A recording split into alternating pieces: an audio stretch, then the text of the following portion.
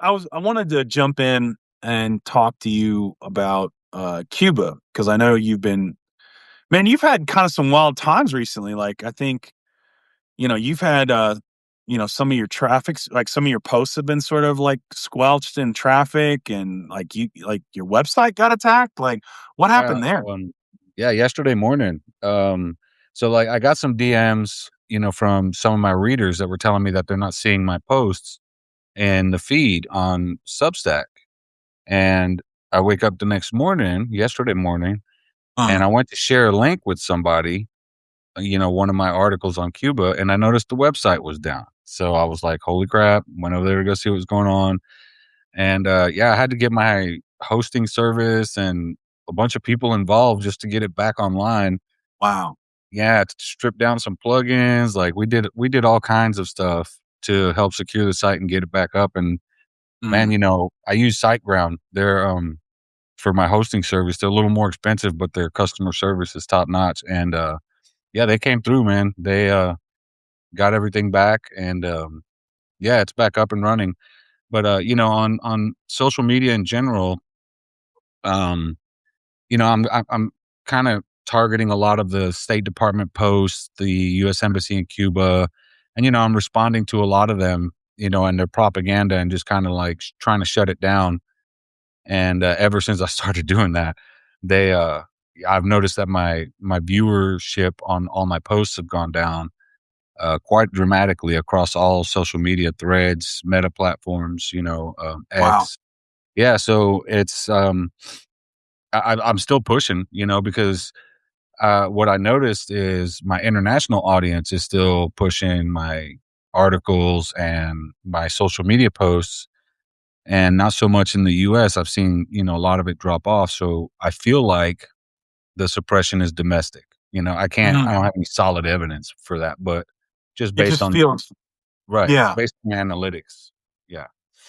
Gotcha. Yeah, and I'm because Cuba's kind of one of those is is an interesting thing because we've it's when we're told about Cuba, we're told about Castro and its communism, and then they automatically bring up like if anybody's even a student of history, they'll bring up the Bay of Pigs or and they want to tie it back to the Soviet Union. But when you start digging into it, there's a lot of interesting things coming out of Cuba. Um, their medical personnel are top notch in the world. They they routinely send out people to like sort of act as USAID, but with or Doctors Without Borders. Right. And there, it's not this big boogeyman like that we're led to believe in the US. And then you're reminded of the fact that we have this embargo and these sanctions that have been going on for a long time. Tell us like what is it like that what's the biggest misconception Americans really have like the misunderstanding they have about Cuba? I would have to say one of the biggest misconceptions is about the oppressive government. Um, and yeah, I have issues with the Cuban government, right? Like I'm not a fan of basically pretty much any government. I don't blindly support any leaders, world leaders, politicians, any of that. And the Cuban government does have a lot of issues when it comes to like repression, and most of it revolves around people calling for like overthrowing the government or US intervention and things like that. And they come down hard on people. But at the end of the day, you also have to look at it as, Cuba also provides healthcare, housing, and education as fundamental human rights. There's a lot of freedom there. You don't have to Mhm. worry about a lot of things. You know, they they also have elections, Yeah. in 2022. And this is another thing people don't understand. When you talk to Cubans on the island, they'll tell you that they want reforms more than they want overthrowing the government. They don't want any kind of civil war. They're not looking at further destabilization. And they sure as heck don't want to be under the US's thumb. Um, like the US telling them basically doing what they do to Puerto Rico. That's a Right. lot of Cubans on the island will point to Puerto Rico and be like, see, that's what we don't want. Mm, And the thing is, there's a lot of hope for Cubans on the island when it comes to reforms because in 2022, they held a referendum and, close to 80% of the population came out to vote for it. And it was for their new family code. And the new family code guaranteed like LGBTQ rights, right? Like gay rights, gay marriage, gay couples can adopt kids, trans rights are in there. And, these are codified into law, something we don't even have. Um, mm, so, when you have a referendum like that and you allow the people to vote on it and such a high turnout, comes to vote, it's kind of hard to argue that that's not democratic, right? Um, also Cuba has 420 something seat legislature, right? So it's mm. not just a dictator. They a lot of people throw the word dictator around very loosely. For example, they called Hugo Chavez in Venezuela a dictator. He was a duly elected president multiple times, and he won with huge margins. So hard to call that guy a dictator. And, as much as you may not like the government, and like I said, I have a lot of problems with the government in Cuba, nothing justifies starving 10 million people. No. Nothing justifies cutting off their oil like Trump did, which, their electrical grid relies on. So, yeah, I think the biggest misconception about Cuba is that it's not at all democratic because it is to some degree. Even the president is elected now. Fidel Castro stayed in power because people wanted him in power. You talk to a lot of Cubans today and they'll bash the president now, uh, Miguel Diaz-Canel Bermudez, and a lot of them will reminisce about Castro. And, that comes as a shock to people that anybody would reminisce about him. But, at the end of the day, not a communist, but I will say that history kind of absolved Castro in a lot of ways, like the the rights he gave to his people, fighting apartheid, desegregating the island. There's a lot of things that kind of absolve Castro. So, and it's not stuff we talk about in the US. So there's a lot of misconceptions about Cuba. I mean, I know a little bit about Cuban history, not as much as, like, in other areas, and, like, most of my knowledge is painted through, um, I don't wanna call them exiles, but the Cuban American or the Cuban community in Florida, right? And how they feel about Castro, which is very anti-Castro, and so, like, what's and you talk about the people on the island, the people here, like, what's in the sort of in the Cuban community, and I know we're doing broad brush. What is that breakdown, and why is that still present? Well, when you're talking about the Cuban American community, we have to acknowledge a lot of things. For one, the elites fled, right? When the revolution came, Castro started cracking down on criminal networks, trafficking networks, the mafia, all these things. So there was a lot of people that fled initially because they feared Castro. What a lot of people don't realize is communism didn't come to Cuba for about 3 years after the revolution. Oh, So okay, yeah. so in that time, while Castro was going after these criminal networks, he also desegregated the island. A lot of white Cubans fled that desegregation. And this is a big part of our oral history that we don't discuss much. And there's some scholarly articles on this and dissertations and stuff. And I shared some of those in a recent article where I'm discussing like, the racism behind these hardliners, Mhm, these, anti-Cuban hardliners. And there was quite a few because there was three initial waves before communism actually came to Cuba. Um, and the first wave I would attribute mostly to the elites, but there's a reason why everybody thinks all Cubans are white. And that's because all the Cubans here, or most of the Cubans here, are. It wasn't until the '80s where you started seeing Afro-Cubans trying to come after, the USSR fell. Cuba was struggling through what they called a special period, and a lot of people fled that suffering. But like in the '70s and '80s, Afro-Cubans were rounded up with Haitians. They were even Bill Clinton held them in Guantanamo.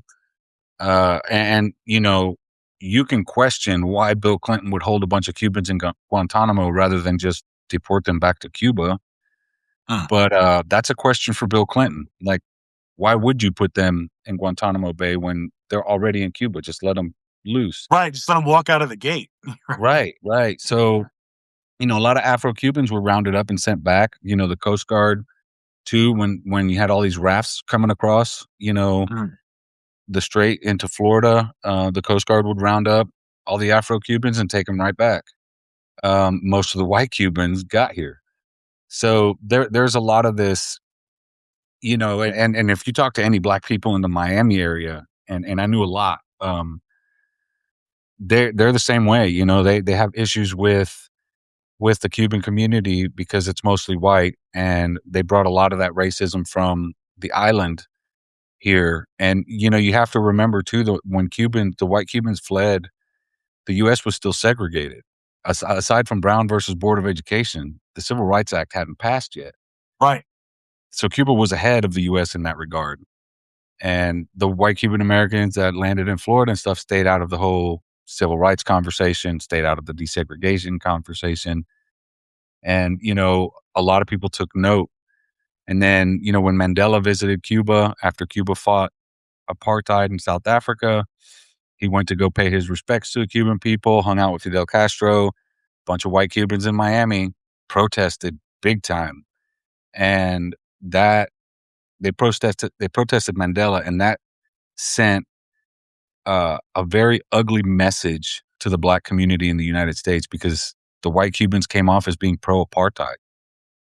And they didn't care how it impacted the black community. They didn't listen to the black community. So like there's this wedge there that comes from the island. And you see a lot of these Cuban hardliners when you consider that Cuba is majority non-white, right?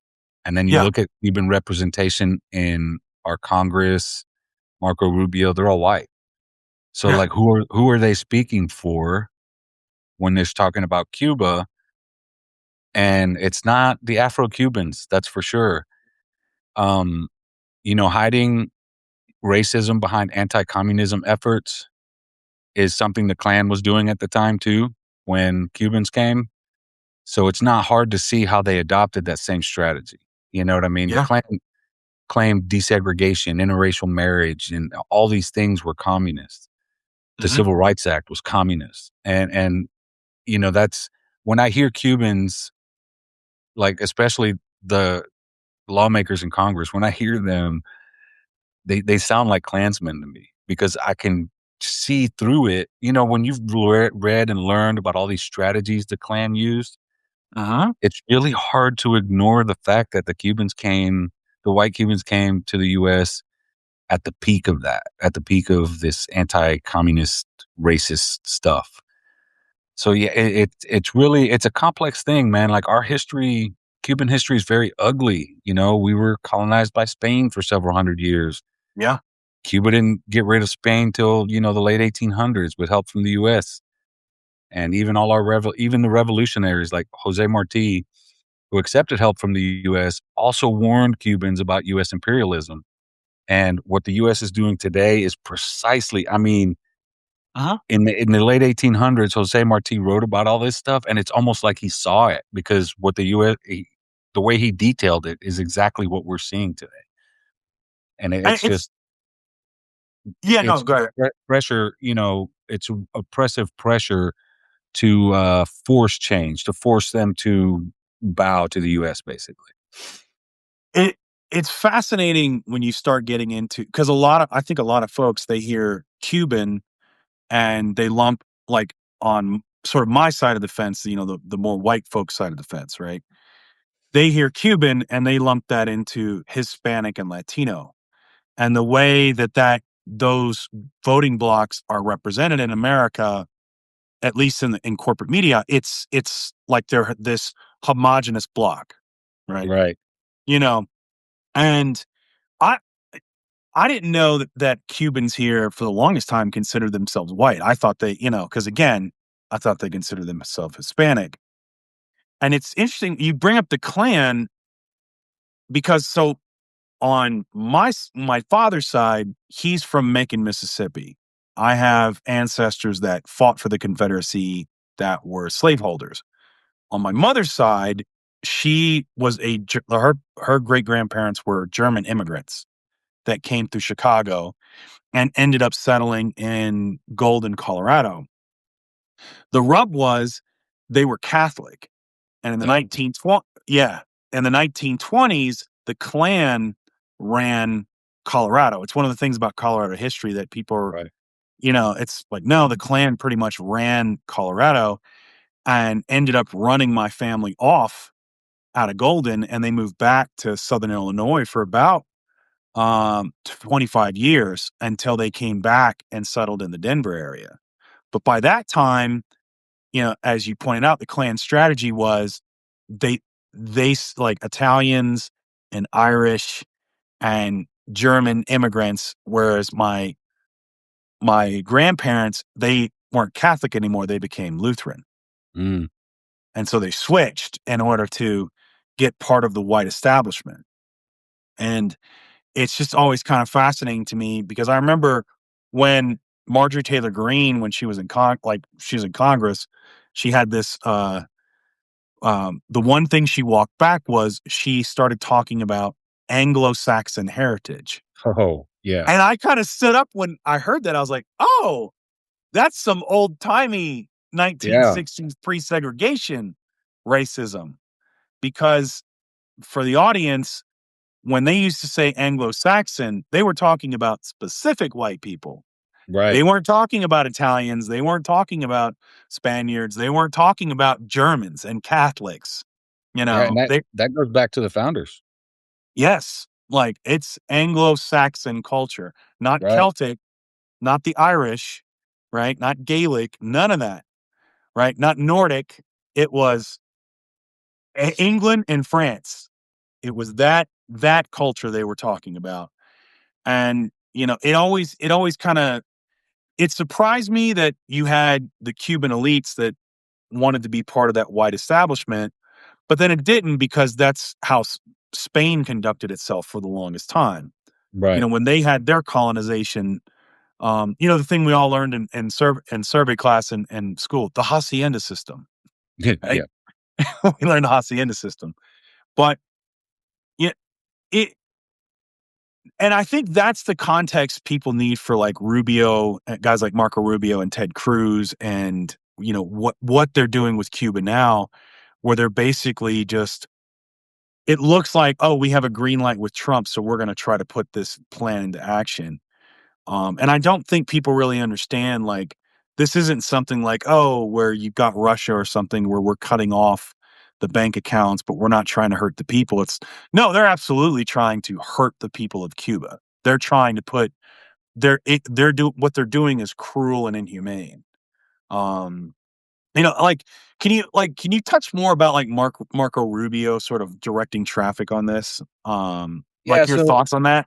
yeah, the thing with Marco Rubio, like, his speech that he did in Munich the other day, Mhm. he glossed over his Cuban heritage, and you look at Marco Rubio, you look at pictures of his family, and they all have indigenous features, and when it Yeah. comes to white Cubans, almost all of them have indigenous genealogy, and for obvious reasons, right? The colonization and raping and murdering indigenous people. Um, so, like, to see Marco Rubio kinda gloss over that is something you see a lot in the white Cuban American community. A lot of them will say, "No, I'm Spaniard," or, "No, we're Italian."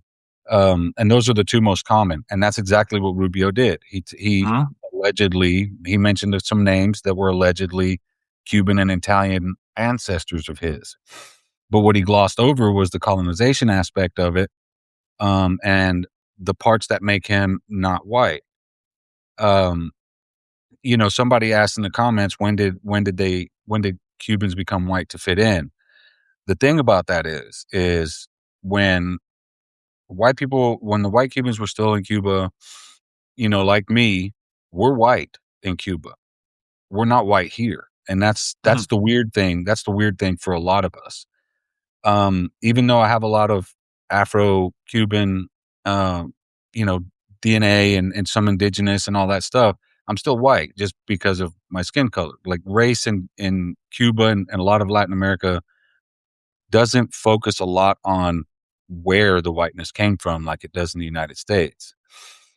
So like we talked about Benjamin Franklin, right? And there's a lot of letters that Benjamin Franklin wrote about how he didn't consider Italians and Spaniards and, even the Irish white. That Mhm. he feared the extinction of the white Anglo-Saxon Protestant. And it's funny to me because 400 or 500 years ago, you have Benjamin Franklin fearing the extinction of the white race, and now you have white nationalists fearing the extinction of the white race. And I hate to say it, guys, but 500 years ago, Benjamin Franklin was wrong because y'all still here. You know what I mean? And you wrong. You wrong today too. So yeah, it's just a lot of this xenophobic stuff comes from the colonialism era, and I was on a live yesterday with Andrew Watkins, and we talked about the connections between these oppressive systems, and the connection is basically Christian white nationalism. They call it Yeah. Christofascism in Latin America, but when you look at the Protestant aspect compared to the Catholic aspect, what you're seeing in the United States is Christian white nationalism, right? So when they you know, quote unquote, conquered the Americas and slaughtered indigenous people, they thought they had a divine right to do it. They called it Mhm. manifest destiny. They said, we have divine providence to colonize these lands. It's Mhm. the same narrative you hear from a lot of other countries that commit genocide. They copy what we did. I mean, Israel does it now too. They argue that, their land was given to them by God. Yeah. The same argument the US made coming here or immigrants coming here, white immigrants coming here. So yeah, when again, you go back to Cuba and you got all these people that fled because they wanted to continue living in a society where black and brown Cubans were relegated to the fringes. Even Chinese and Jewish Cubans, and a lot of people don't realize there's Chinese Cubans and Jewish Cubans. Um, all of them were relegated to the fringes of society until Mhm. Castro came along. So, you know, you see the white flight out of Cuba, you also have to understand why Afro Cubans and mixed race Cubans stayed because they were Yeah. just granted freedoms that they've never had before. Not Right. even after they got rid of Spain. They were still oppressed by US backed dictators. And Fidel Castro is essentially the first president Cuba's ever had that wasn't installed by either Spain or the United States. And Wow. Yeah, that's crazy to think about, but you're right. Yeah. only president Cuba's ever had that Wow. wasn't installed. Yeah, so, um, there are plenty of reasons that if you really, really think through it, there are plenty of reasons why Cubans wanted to keep Castro there. They didn't trust anybody else. They didn't Mhm. you know what I mean? Like, he gave them so much that, like, they feared handing the reins over to someone else. Um, and when it came to electing a new president after he died, I mean, a lot of people ran for Yeah. office.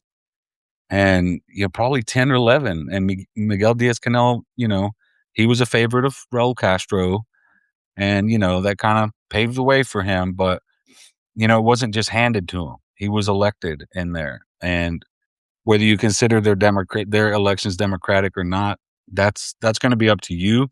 I always tell people that democracy looks different in other countries, and, if Cubans really wanted to get rid of this system, they've had the backing of the world's most powerful military for 65 years. We tried to invade it. We've done terrorist attacks. We've sanctioned them to the hilt and tried to starve them. And at no point in time have Cubans bothered to lift a finger because whether they have the military behind them or not, that's not what they want. They don't want the U.S. controlling Cuba anymore. And a lot of people just don't seem to understand that. Everybody wants to focus on dictator this, dictator that. At the end of the day, I don't like Miguel Diaz-Canel Bermudez very much. He seems like an okay guy, probably in person, but, I'm not a fan, but I don't have to deal with him. I don't have to Right. like him. He's not my problem. You know what I mean? So, That's my goal has always been to speak up for people, for the people. If they wanna support their government, fine, I'll share that voice, but aside from that, I'm not gonna tell them what they should and shouldn't do. It's not my decision to tell people how to govern themselves. You brought up an interesting point because, a lot again, the misconception we have is, we're this, oh, well, we have this embargo on Cuba and it's been this soft kind of almost like this Cold War thing where we're not really bothering them, but we're not supporting them either because they're communist. But you mentioned terrorist attacks, and I read some of your stuff on the CIA thing, and I think a lot of people don't understand just Mm. but besides the Bay of Pigs fiasco, what the CIA has really done, in Cuba to try to destabilize that government, basically throughout the decades. Can you, like, touch a little bit on that? Some, things, to kinda put that in perspective? Yeah, there are a lot of terrorist attacks happened in Cuba that were CIA backed. Some recent stuff was uncovered when the JFK files were released, and that was kind of a surprising thing. So there was well-known terrorist attacks in like public markets that killed civilians, hospitals, public places, Mm. that really, really did a lot of harm. And again, like you said, that it's tried an attempt to foment an uprising, and most Cubans balk at that idea. So it didn't work. There's also the Cuban airliner. Yeah. Um, 73 people died on that, and bombs were planted on that airliner that was leaving, I believe, Barbados and headed to Cuba. And bombs were planted on it by two Cuban Americans who worked for the CIA. And at one point, the FBI became aware of the plot to plant bombs, informed the CIA, and the CIA didn't lift a finger. Plane blows up, kills 73 people. That's a CIA-backed terrorist attack, plain and simple. You can't argue any other way. And then when the JFK files were released, some other information came out about other terrorist attacks, and then how the CIA flew planes over Cuba and poisoned its entire agricultural sector, Oh, poisoned the wow. soil, dumped all kinds of foreign, like, beetles and stuff to eat their crops, poisoned cattle, poisoned all kinds of stuff. So, Cuba throughout this time has had to remediate their soil, and they rely on imports, heavily rely on imports, eh, for food, for everything. And that's where the US saw the opportunity, kill their agriculture sector, put them in a position where they have to import things, and Mm. then block the importation of things. And at the end of the day, it boils down to collective punishment because the Cuban people didn't bow to the United States, because they didn't do what the US wanted them to do. The US is making them all pay. Yeah. That's a war crime. Mhm. And, they hide it behind anti-communism efforts. They bring up all this repression. They bring up all these things that the Cuban government does, which we do here, Right. um, and make them look like a bad guy and us look like a saint.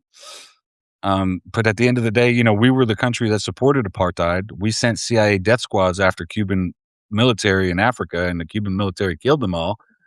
Uh, you know, like history, the balance there of us being the good guy just isn't there. Yeah. Um, and this idea of collective punishment, you can't deny that anymore, Mhm. especially because of the incompetence of this White House. They're putting everything out there. They're letting yeah, like Trump on Air Force One declared he's creating a humanitarian crisis. That's a war crime, man. He That just is, admitted. yeah. Yeah, Yeah. and again, the media. We talked about this before we went on the air. Our media isn't even talking about Cuba. You No. know, Reuters is posting videos on TikTok and Facebook and Twitter, and they're not talking. They're in Cuba, but they're not talking to any Cubans. And I Mm. called them out on that. And I was like, I know why you're not talking to Cubans, because the minute you do, there goes the narrative. Right. Because Cubans on the island are pissed at the US. Mhm. Understandably. Right. When they protest Mike Hammer, the charge of the affairs, the wannabe ambassador who's traveling the island, everybody says, "Oh, these are these are organized by the Cuban government. These guys are government operatives. I'm like, is it so hard to believe that Cubans are pissed off that you're cutting Yeah. them off like this? Like, it's really not that hard to believe that. So yeah, these narratives are just, I don't know, they lack a lot of context, and you can really see how our news media just falls in line with the imperialist, jackboot type of reporting. It's almost Nazi-esque. Oh, yeah. And I you brought up a really, you brought up a good point about how because this White House and really just the Epstein regime and their supporters are just blatant Oh, with yeah. the racism, with their this fascism, authoritarianism, whatever you want to call it. And because for a long time we had this narrative, especially post civil rights, of almost for lack of a better pun, whitewashing of Right, certain things. Like, you mentioned Benjamin Franklin and the basically the Anglo-Saxon racism that he had. Or, we don't mention with Abraham Lincoln, it's like, yeah, he was an abolitionist, but he was also a white supremacist. right, He didn't want, like, he's like, yeah, we'll free like Africans, but he supported the Liberia project where it's like, well, okay, we're gonna send them back to Africa, people who'd never been to Africa and in multiple generations. He wasn't for equal rights for black folks. That was not part of his platform. right. And the other part, or how MLK has been co-opted into this dove-like figure that just, it was just the "I'd have a dream" speech. Nothing else. Like nothing about like bashing capitalism or any, all the Right. wrongs that we did internationally.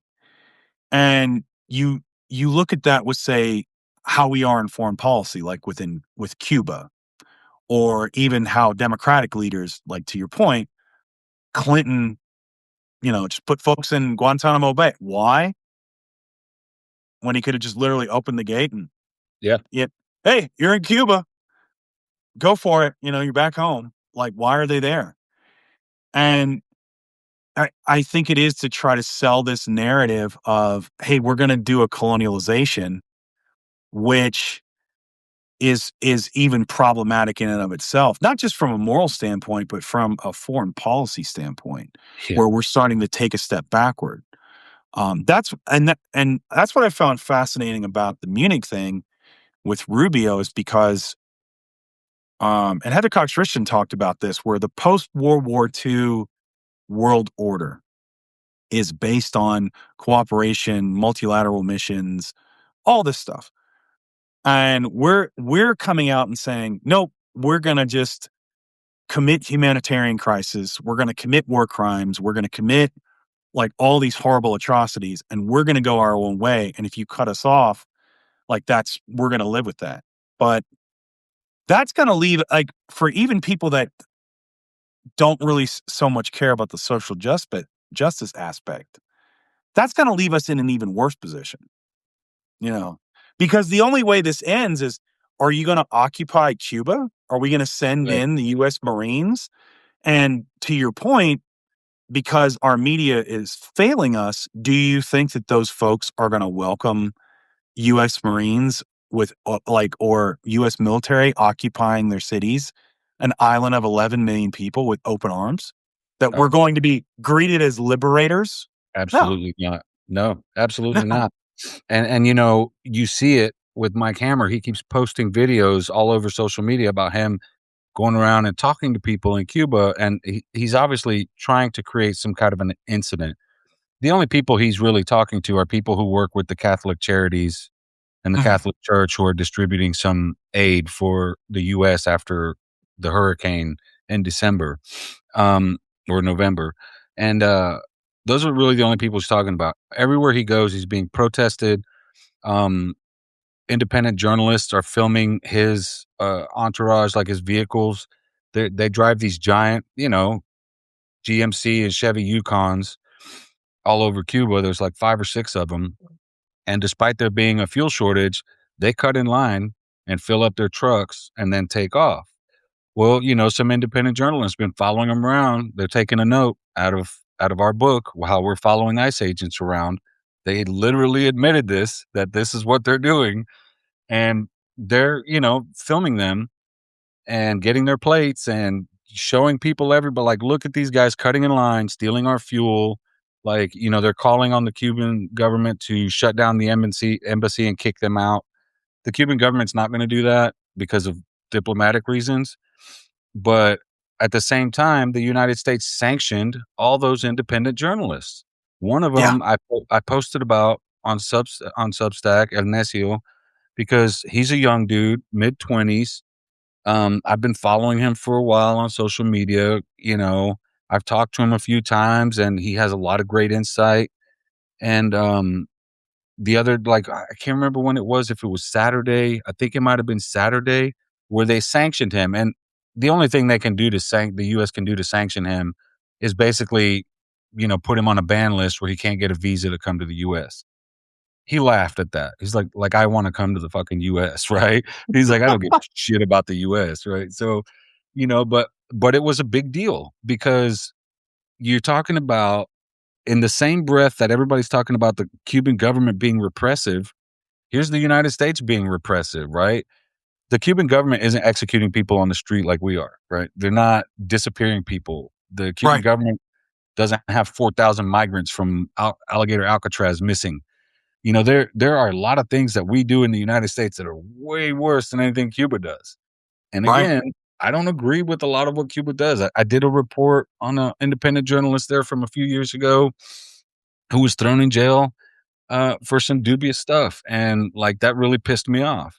I talked to his wife. I interviewed his wife. I tried to get updates on the conditions of him in jail because he had kidney issues, and that kind of stuff really pisses me off. But it also pisses me off when the United States does it. Like, how many people has the United States taken into custody for writing an essay, right. over Palestine? And you have people who've been sitting in jail for over a year with no charges. Yeah, No charges. They simply just wrote a pro-Palestine essay or attended a protest, pro-Palestine protest, and it's just ridiculous to sit here, like on a high horse and try to pretend that we're doing something better than them. The Committee to Protect Journalists or whatever, they always like to say the United States doesn't target journalists. Bullshit, dude. Like, I could think of a ton that have been killed within these borders yeah, by federal agencies. Like, I mean, you can't say that. Um, so yeah, I take a lot of things that you hear from this country or like even the Committee to Protect Journalists. I take a lot of that stuff with a grain of salt because it's obviously biased. And the you see how many journalists were killed in Palestine. Who who cares about that here, right? Nobody cares about the Palestinian journalists. You're going to no, pretend you care about journalists in Cuba? Come on now. So it's astounding to me that anybody in this country, whether you're a Cuban American or not, can criticize the Cuban government without looking around first. I mean, you don't yeah. have to look far. Somebody mentioned in the comments, like, what can we do to help? The first step is really just kind of understanding what's really happening abroad, both and because in Cuba and Venezuela, it's all really kind of the same playbook. And I mean, we mentioned colonialization or decolonization, and a lot of Americans have like this. Again, it comes from the survey course, right, in history that you learn in middle school, where it's they think the 13 colonies, and oh, we just didn't have representation in parliament, so we started we fought with the mother country, and now we have freedom, and but we don't do that. And, like, I think, like, maybe, like, one is learning about this, learning about the propaganda, but the other thing too is, like, what do these people really want? Like, what are the Rubios and what are the people that, like, say Castro's out of power, or I'm sorry, not the communist government in Cuba's out of power, and they're able to go in. What is their ultimate plan? Like, what are they looking to kinda do? And I know you had that one note I really liked where the guy talked about, "Oh, no, we can't kill all the black Cubans because 'cause we're gonna need them for labor." Like, Oh, yeah, yeah, I remember. Yeah, yeah, yeah, that was a few days ago, and I hate to say it, but that's a common thing you see among Cuban Americans about how no, we're gonna need the black people to rebuild the island, and that's exactly what it's about. One word: dominion. Mhm. When you consider, like I do, that everything is Christian white nationalism motivated by it, that's why I use that word, because it has a little bit of a religious punch to it. Yeah. Um, but that's what it boils down to, right? That's what imperialism is. The United States wants control of the resources. You look at Venezuela as a perfect example. Nothing changed in Venezuela with kidnapping Maduro, right? The same government's still there, the same constitution, the same policies, the same everything. But now Venezuela is trading oil with US corporations because the US is granting licenses all of a sudden, and that's all they care about. They no longer Mhm. care about they never cared about the 30 million Venezuelans in Venezuela. It's just like they're making all these decisions about Venezuela without asking a single Venezuelan who's living in the country. Mhm. And again, 30 million of them probably have a say so. Um, the same thing with Cuba. They're not talking to Cubans on the island. Reuters won't do it. The AP doesn't do it. CBS. Little thing that people don't realize is every major news outlet from the United States has offices in Cuba. Mhm. Why they don't report more on Cuba? You're going to have to ask them.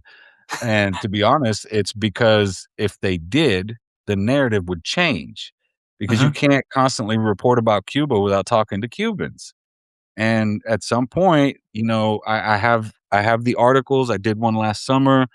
Francisco and I partnered together. We sent him into Cuba, and we've done that. Francisco and I have done this several times. We raise money, we send him to Cuba. He's a photojournalist. He has all the gear, tens of thousands of dollars of gear. So we focus on sending him so he can video and take pictures and talk to people. And when you hear their voices, it's just everything changes. Everything changes.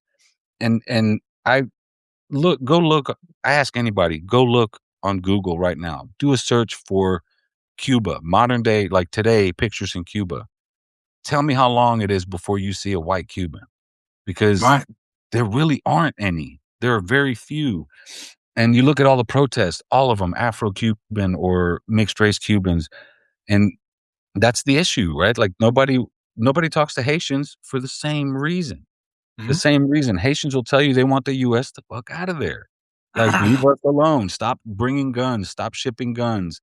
I did a report a few months ago about guns flooding the Caribbean from the US, and they come from Georgia, Florida, and Texas. Go figure. And they flood the Caribbean, they flood Haiti, they're trying to get guns into Cuba. A bunch of gun shipments got caught trying to get smuggled into Venezuela after the 2024 election. It's just insane to me that like we again try to pretend we're on some high horse when all we do is bring violence. That's Yeah. it. Violence and death. That's it. That's what we represent to a lot of people in Latin America. Yeah.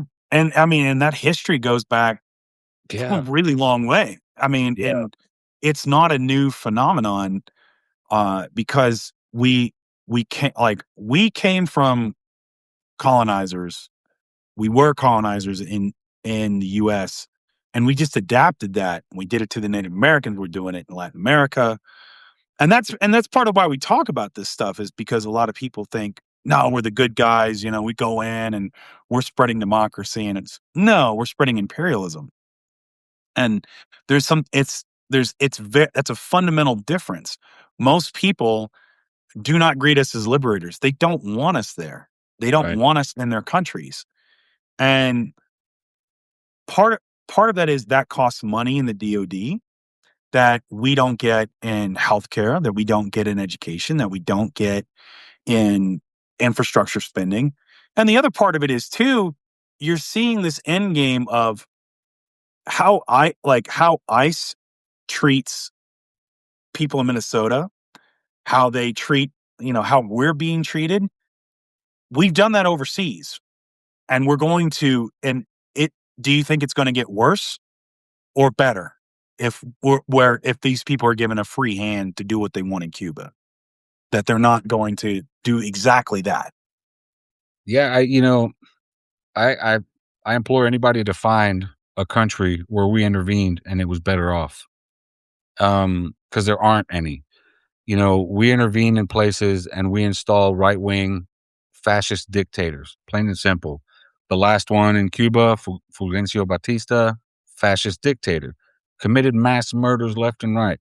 He was mixed race, but he was a tool of the empire, of the state. So they let him slide. Did the US do anything to try to desegregate the island to make life easier for Batista? They did not. Batista couldn't go to certain golf clubs, couldn't go to certain marinas because he wasn't white enough. Um, and they kept him as president because he did what they wanted him to do. Mhm. Uh, it's really you look at like Pinochet in Chile, all these other dictators, Argentina, and they were all backed by the United States. The United States does not back left-wing dictators in any No, sense. It's no. all far-right, brutal dictatorships because those are the only people willing to give the United States what it wants. Alright. You look at like Gustavo Petro in Colombia. He's not that guy, right? He's a leftist. He's not going to bow to the U.S. You look at Maduro. You look at Delcy Rodriguez. Same thing. Like they're not just going to bow to the U.S. Um, Same with Cuba. It doesn't matter who you put in office. They're just not going to just bow and let you run right over them. Unless the U.S. installs somebody, that's kind of where you're at. So I don't foresee a brighter future for any country where the U.S. is getting involved, like Iran. Axios is reporting today that Iran, like things could pop off there any day. That the U.S. is and Israel are both ready to go to war, much longer than the 12-day war. All these things, and it, Iran's not going to be better off No, afterwards. As bad as no. it may be now, it's going to be worse. It's going to be worse because the Pre U.S. is going to steal their resources. Pretty much, yeah, Yeah. they'll come in and they'll say, "Hey, we're giving the Iranians a better future and a this and a that," and it's like they're just gonna steal their resources, you know? Hey, there's a couple of questions I saw here. Do Sure. Cubans feel afraid to speak out? And one was about talking to Cuban journalists. There are a lot of independent journalists in Cuba. Mm. Um, they're very popular. Some of them have over 1 million followers on social media. And no, Cubans are not afraid to speak out against their government. If you look at that article that I put together this summer with Francisco, you'll hear a lot of criticism of the government in Cuba, and people have no bones about, they're not worried about saying the economy sucks. I don't like Diaz-Canel, the president. I don't like this guy, that guy. It doesn't become a problem until you start talking about overthrowing the government or U.S. intervention or, trying to promote some sort of an uprising. Then then that's where the Cuban government comes down pretty hard. But yeah, for the most part, no, Cubans are not afraid to speak out against their government. It's just people are going to complain, and I think the Cuban government knows that. They're just going to complain. So yeah, no, And they're you not. mean like typical citizenry is supposed to do, right? Right, right, Yeah, right. and I mean, Mm, and again, it's like, "Oh, yeah, the Cuban government will come down on you if you're, trying to foment rebellion or overthrow the government." You mean like every single other government throughout history in the world, like, that will absolutely do that, that we've done, that if you're trying to overthrow the US government, like, the government well, they used to come down on you? I mean, you yeah. would think. So, it's one of those things where it's like, of course they would, And again, it's not Y and I hate the fact that we have to qualify this where you say, "Well, just because 'cause I'm pointing out that they're a government like anything else, like, I don't support the bad stuff they do." You can say listen, you can say that about any government, Right, any right, government, right. you know? Yeah, And it's how are the people being treated, right? And what is going to be us going in, what are we going to do? It's the same thing with Iran. Iran doesn't have a very nice government. It's pretty brutal. yeah, But if we go in and we overthrow it, what are we going to do? Are we going to help the right, Iranians get freedom and say, "Hey, we're going to give you all this help so you can set up an infrastructure and you can set up a better society?" And no, of course not. We're absolutely not going to do that. We didn't right. do it in Iraq, you know. No, We didn't do it in Afghanistan. We mined. sure. We mined resources for a generation, for 20 years, and now the Taliban's back in power. Yeah. Yeah. The other thing too, people tend to overlook about Cuba is it's essentially been in a state of war for 65 years. So, when 65 years. you're in a state of war and people start talking about, going against the government, there's gonna be crackdowns. We cracked down on Japanese people here during World War II, and they didn't do anything. So I mean, when you're in a state of war, things change, and it's almost like martial law when it comes to speech, but it doesn't go that far. I would call Cuba a police state just as much as I would the United States. Right. We're more of a surveillance state than that, but yeah, no, Cuba's, pretty much a police state. And, again, when you're in a state of war and you're trying to defend the homeland, you're gonna spend a lot of money and a lot of effort to do that. Um, yeah, and again, I hate that I have to qualify these things, but so many people are just so quick to just call everything communist that in order to have, a fruitful conversation, you have to use these qualifiers because the Yeah. minute somebody just starts saying, "Oh, why are you defending a dictatorship?" Now you're not having a conversation anymore. No. Now it's hyperbole. Well, I So mean, you look at it's part of that propaganda, man, right, you know? And, I mean, you look at Vietnam, People's Republic of Vietnam, they modeled their constitution after our constitution. And they were not friends of the Soviets, and they approached us and said, "Hey, we wanna ally with you to overthrow South Vietnam," which was a remnant of the colonial French government, and we said, "No, you're communist, so you know, we're not backing you. In fact, we're gonna invade you, and we're gonna have yeah, this disastrous conflict for over 10 years." And that's what we do, and it's by understanding that, it gives you a different perspective on where we at who we are as a country, because it's definitely not as liberators, you right. know? Like, Yeah, maybe World War II, you can make that argument. you're right, right. Maybe. We haven't been liberators since then, right? I agree with that. No. I agree with that sentiment. And Yeah, even then, if you really wanna get into the weeds with that, it's like, well, technically, the Soviets did most of the heavy lifting well, there, yeah, because you count up the divisions they brought into Berlin versus what we had, it's like, yeah, we did our part with materiel and our production, but after World War II, no, where intervened everywhere, it was imperialism, right. you know. So, And yeah, now, somebody's suggesting in the comments, I get the question now about Cubans not wanting to talk to American journalists, because of the bias. And no, you're pretty much right about that when it comes to the AP and the CNNs and the CBSs. Yeah, most Cubans will probably avoid them.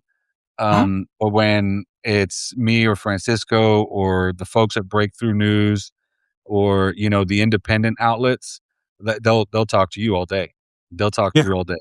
They have no problem with that because they know, I guess they know in their mind that we're not going to edit whatever video we have of them to say certain things. We're gonna let them speak. If it takes 5 minutes, 10 minutes, or 20 minutes for them to get their point out, we're gonna let them do it. And yeah, that's the difference in, I guess, how there's real journalism and then there's imperialist journalism, right? So yeah.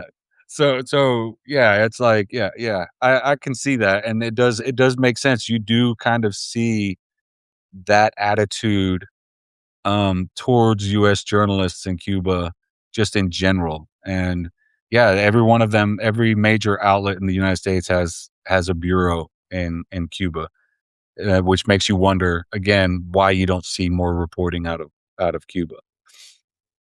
yeah. I mean, and again, and this is the argument that I make, is when you have a corporate media that basically bends the knee to, a fascist government that's in power, you have basically just de facto state media, right? And we saw that kind of with Tellerico, with Mm, him getting, like with him, they said, "Oh, well, you can't run the Colbert interview. You can do it online, but you can't do it here," you right. know, which, basically just gave Tellerico a shot in the arm that he desperately needed in the primary because Jasmine Crockett's kicking his ass. So, Yeah. you Yeah, the know, latest polling has, Jasmine Crockett, a good got a pretty good lead on him. She's also, they're doing a lot of polling, head-to-head polling between her and, like, say, John Cornyn. She's beating him too. Um, so, for us, the early voting started here in Texas, yesterday, or is it today? I don't know. I don't know what day it is anymore. But yeah, early voting started, and we don't have any numbers yet, but we'll start getting an idea in a few days after early voting closes, and we'll start seeing the tallies and stuff for early votes. I think it's going to be a tight race, and I think that Texans know no matter who wins, despite all this ugliness between Democrats and Republicans, everybody's fighting with each other, right. but not against the, like Republicans are all at each other's throats, Democrats are all at each other's throats because it's a primary. But Yeah. I think when it all comes down to it, the Republicans are going to vote for their guy, and we're going to vote for our candidate, and that's what it's going to boil down to. But I think Tallarico's onto something. I think the White House is afraid we're going to flip Texas, Mhm. and all indications right now, man. Knock on wood. Like I I have been wanting to see this happen since Ann Richards. Um, Wow. So it's been a while, bro. yeah, 30 years, man. I think Yeah. 94. Yeah, so it's been 30 years of Republican control, and I think in general, just Texans are sick of it, especially independents and, non-white voters. And another thing people don't understand about Texas is we are a minority majority state. So Uh-huh.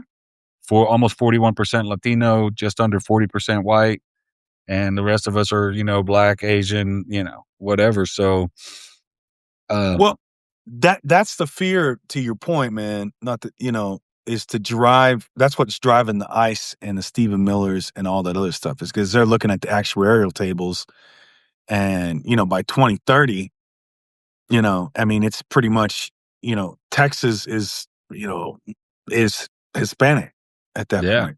I'm Majority. I'm I'm all for making Texas brown again. It was brown before, let's make it brown again. Why not? You Um, know, like, oh, Egberto's in the house, uh it's like, but yeah, no, man, like I'm for it too. I mean, I'm a native born Texan and I'm for it, you know?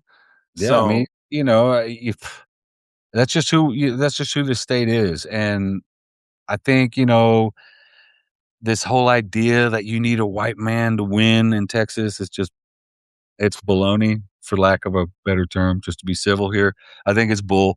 Um, I think that, if you can get voters excited enough to get yeah, up and vote, convince them that we can beat this voter suppression. Like right now, this is the first time we're dealing with the new redistricting. So a lot of people are questioning, do I still vote in the 18th or do I vote in this one? You know what I mean? So right. like for us, it changed. At one point, Dan Crenshaw was our guy.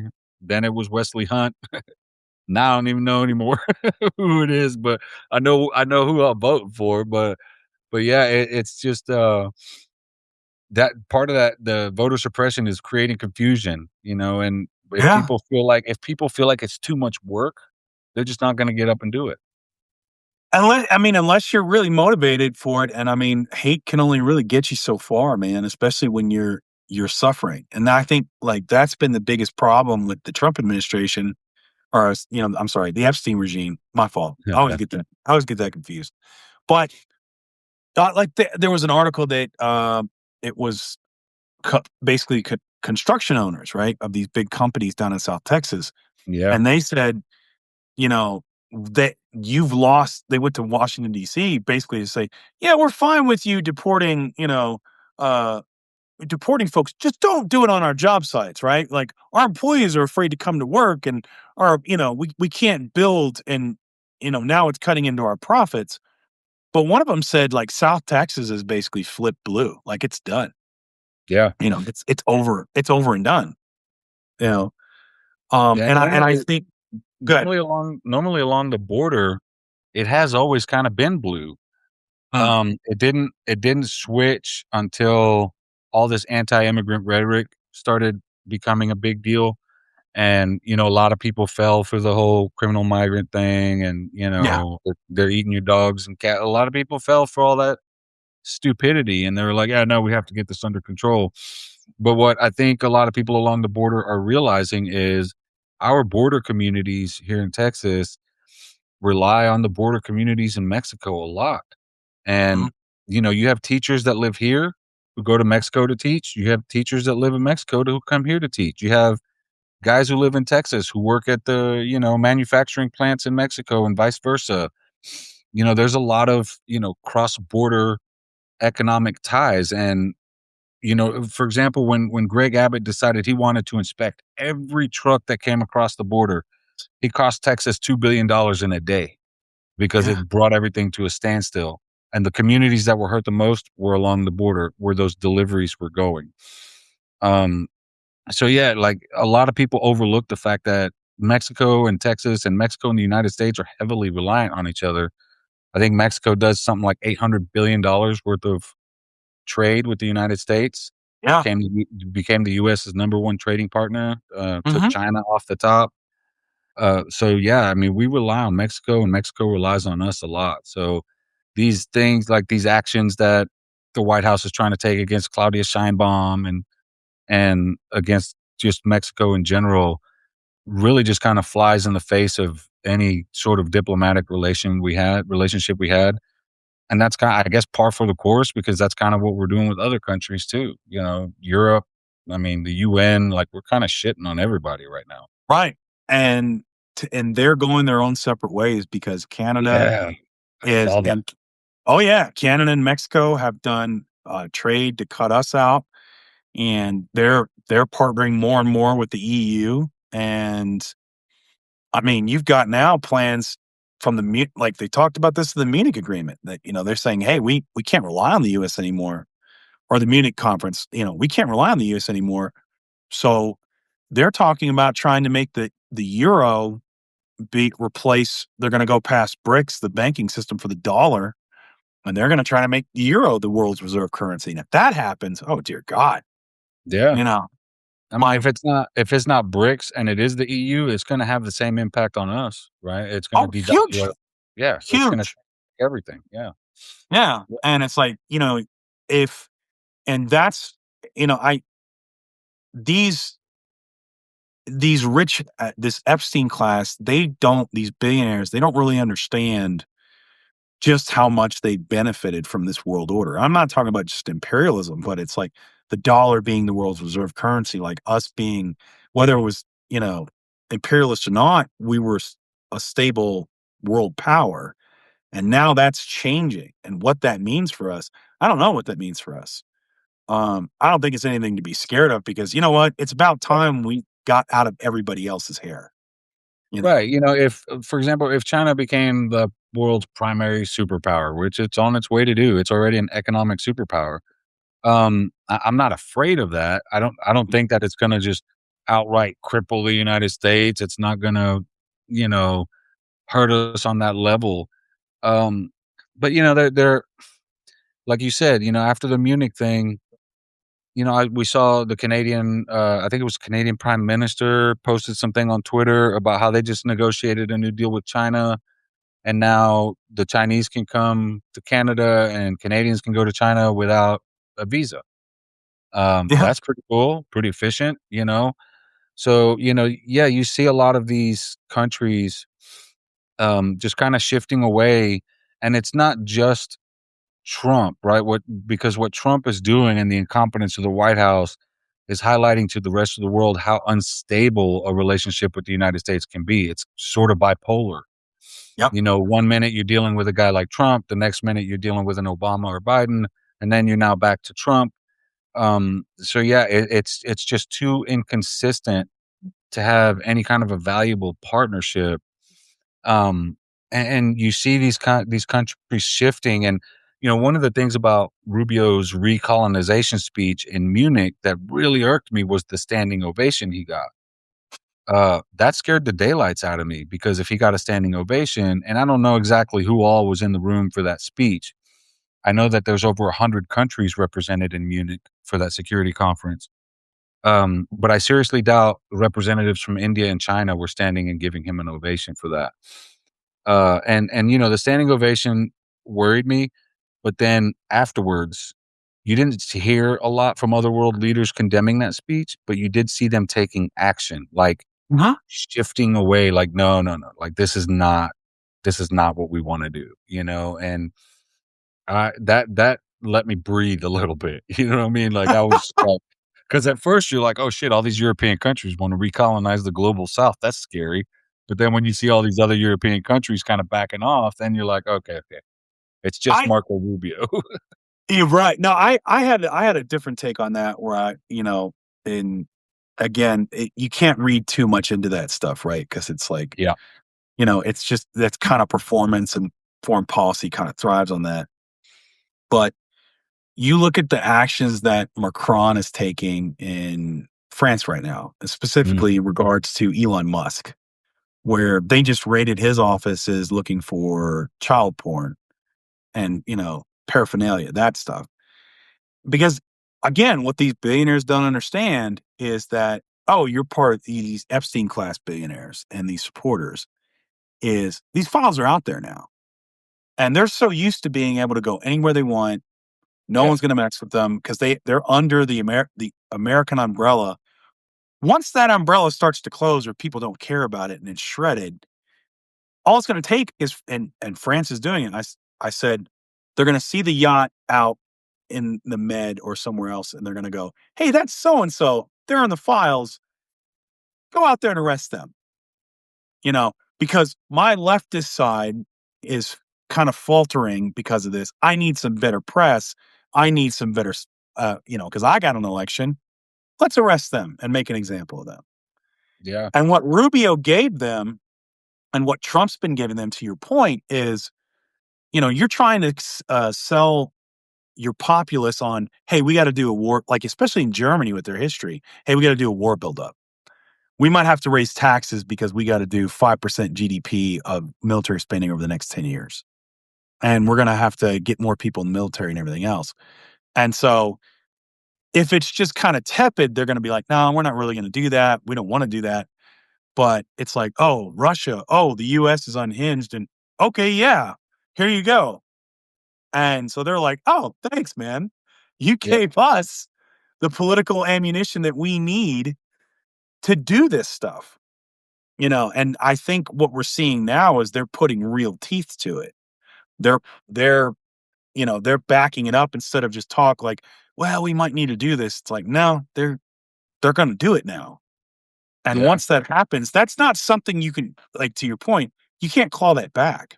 We're not gonna get, let's say, Madam President AOC, and suddenly they're like, "Oh, you got AOC? Okay, yeah, we're gonna stop this now." No, like once Right. that snowball starts going, it's gone. Like the Yeah. world order's changed.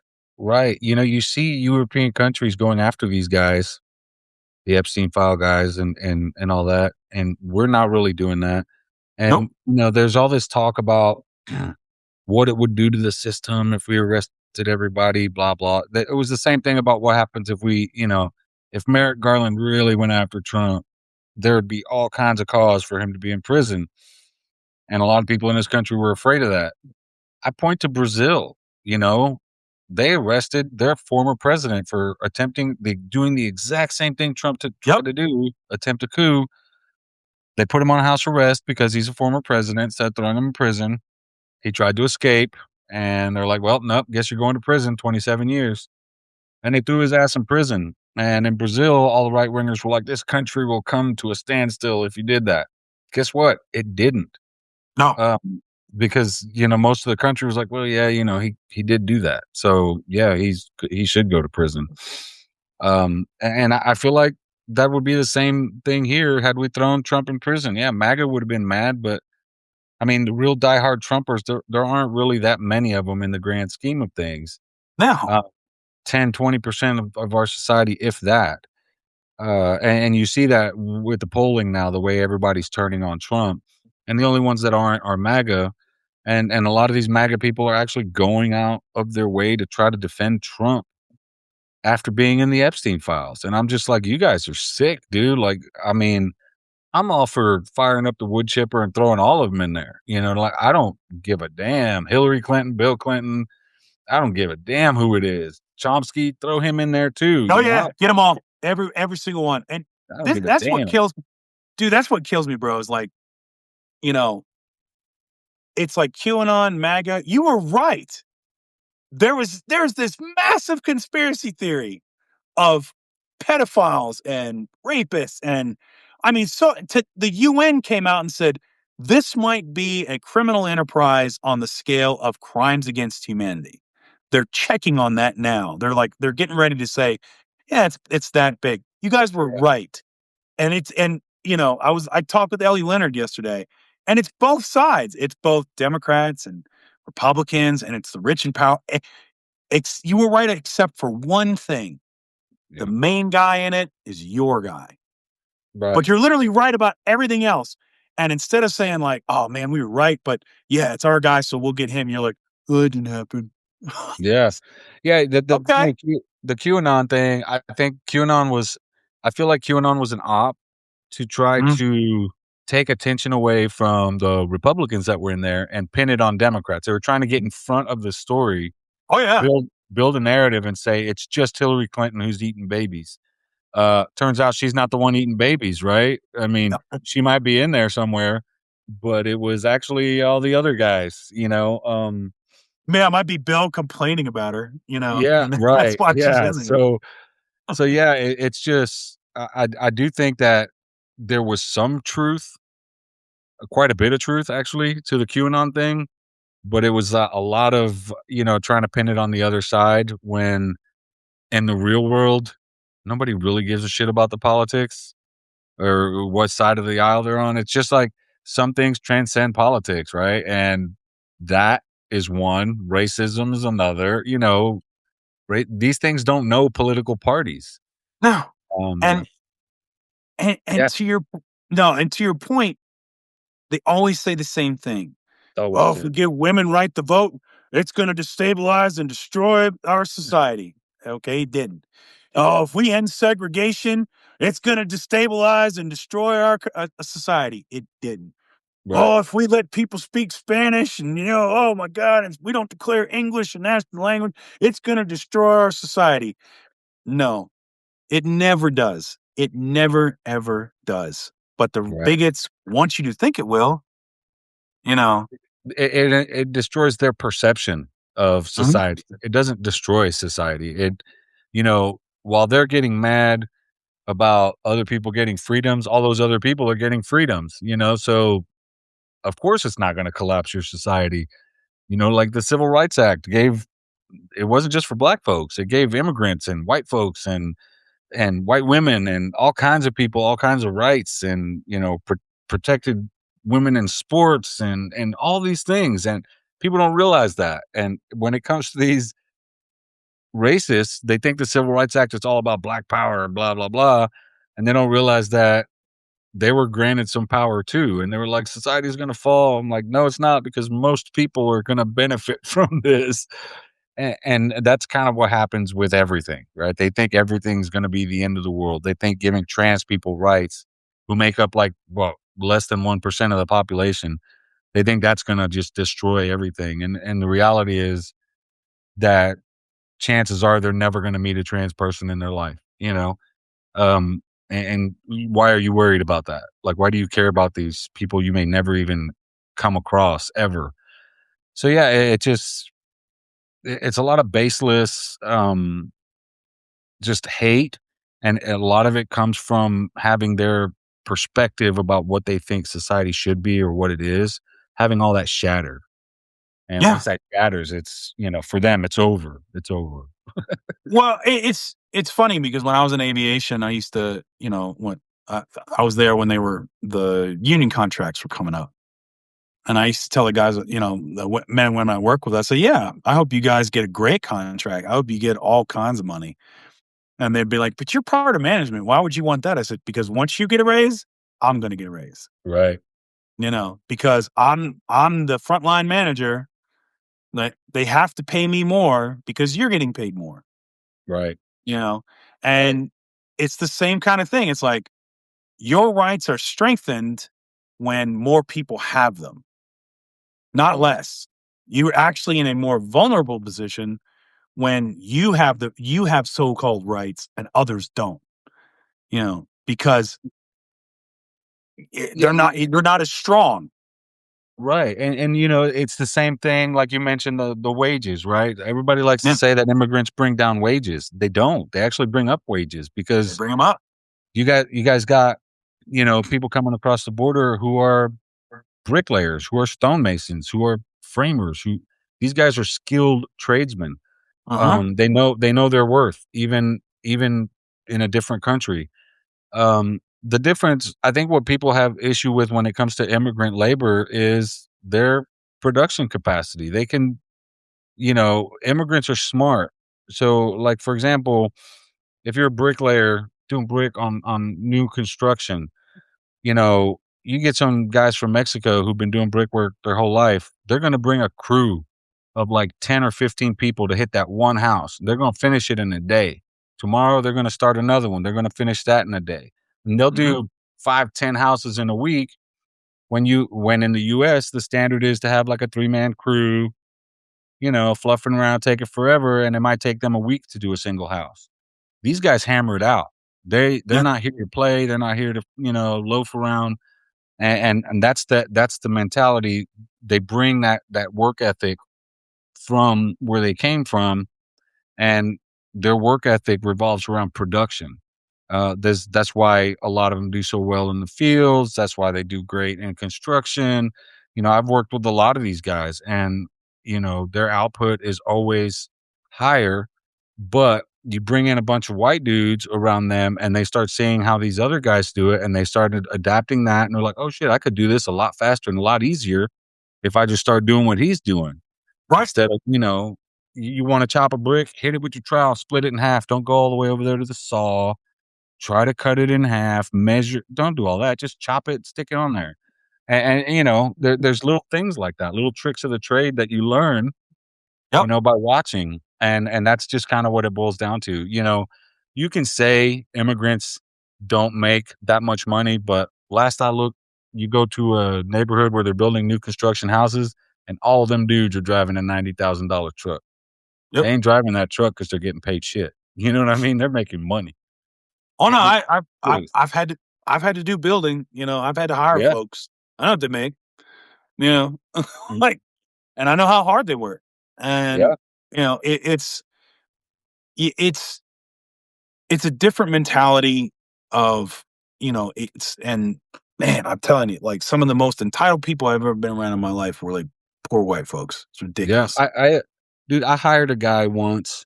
I picked him up as a day laborer at Home Depot, and he's a black guy from Nigeria who was a neurosurgeon in Nigeria, Wow. and he had to go through, like, 3 years of medical school here before they would honor his degree from there. So, in the meantime, he was standing out in front of Home Depot looking for day labor just to get by, and, man, I put him to work. After a couple days, I just hired him, because he was just as productive as everybody else. He was just hammering shit out and, like, didn't slow down. I had to make him take breaks. I had to make him drink water, things like that. Cause like he didn't, they don't understand that, we do breaks and like we're not trying to slave drive somebody and break them in half. So yeah, I had to make him take breaks and all that stuff. And like he got along with everybody, with all the Latinos, with all the white dudes. And it was just like the best experience ever because we all learned a shit ton about Nigeria from him. Mhm. And, like, he was so smart because I mean, he was a freaking neurosurgeon. So, like, he had a real thick accent, kinda hard to understand sometimes, but for the most part, well spoken, like, very respectful guy, and, like, it doesn't really matter where the immigrant is from. It's like you said, it's the mentality, right? You come Mhm. here, you see the opportunity, you embrace the opportunity, and you just exploit that opportunity as much as possible to try to get ahead. Whereas, even me being born here, I still saw things a little differently, um, because it was a privilege for me. It wasn't this grand opportunity. It was almost, I'm expected to go out there and shovel shit. Here's my shovel. There's the shit. I'm gonna go shovel it. Mhm. For me, that's what it was. For them, they're like, "Holy crap, there's a pile of shit to shovel? Where you want it? Let me go shovel it and make some money." And Right. it's just a different mentality, a different attitude. Um, and I again, I think it's just the immigrant mindset, whether you're Latino, Chinese, African, or even Europeans. I've worked with some Australian guys that were real bust ass workers. Mhm. Um, but when you start getting these American guys, they have more demands and there's a lot of drama and there's a lot of stuff that just doesn't really belong on a job site. And, you deal with it and, and eventually everybody starts to learn that like most of these guys don't want to hear your drama. Like just we got a job to do, let's get it done. I want to go home, and Right. that's what it boils down to. Yeah. Yeah, man, you know what I think it is, honestly? I think it's because just the fact, like, besides, if you have to leave your country because of, political instability Right. or something horrible, just the fact of you getting up and trying to go somewhere for a better life is an act of doing. Lazy people don't do that, That's you true. know? Very You're not true. gonna have a lazy immigrant. It's like, "You know what? I think I wanna travel 2,000 miles on nothing.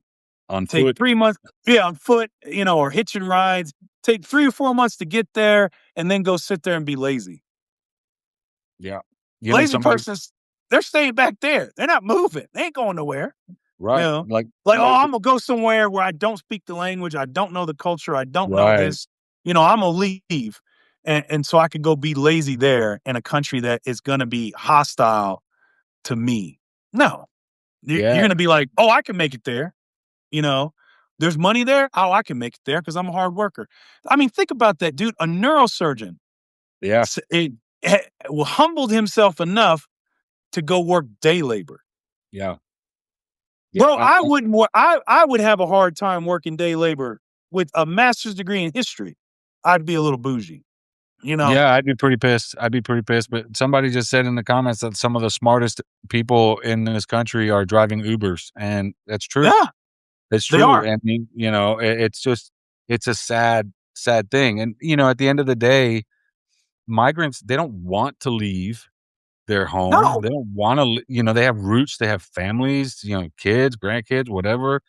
Like as much as I want to like move to Cuba, I can't. I have grandkids and stuff. I have roots here. I have my whole life here. So you know, that's not something I wanna do. I don't wanna distance myself from my family, but if I had to, I absolutely would.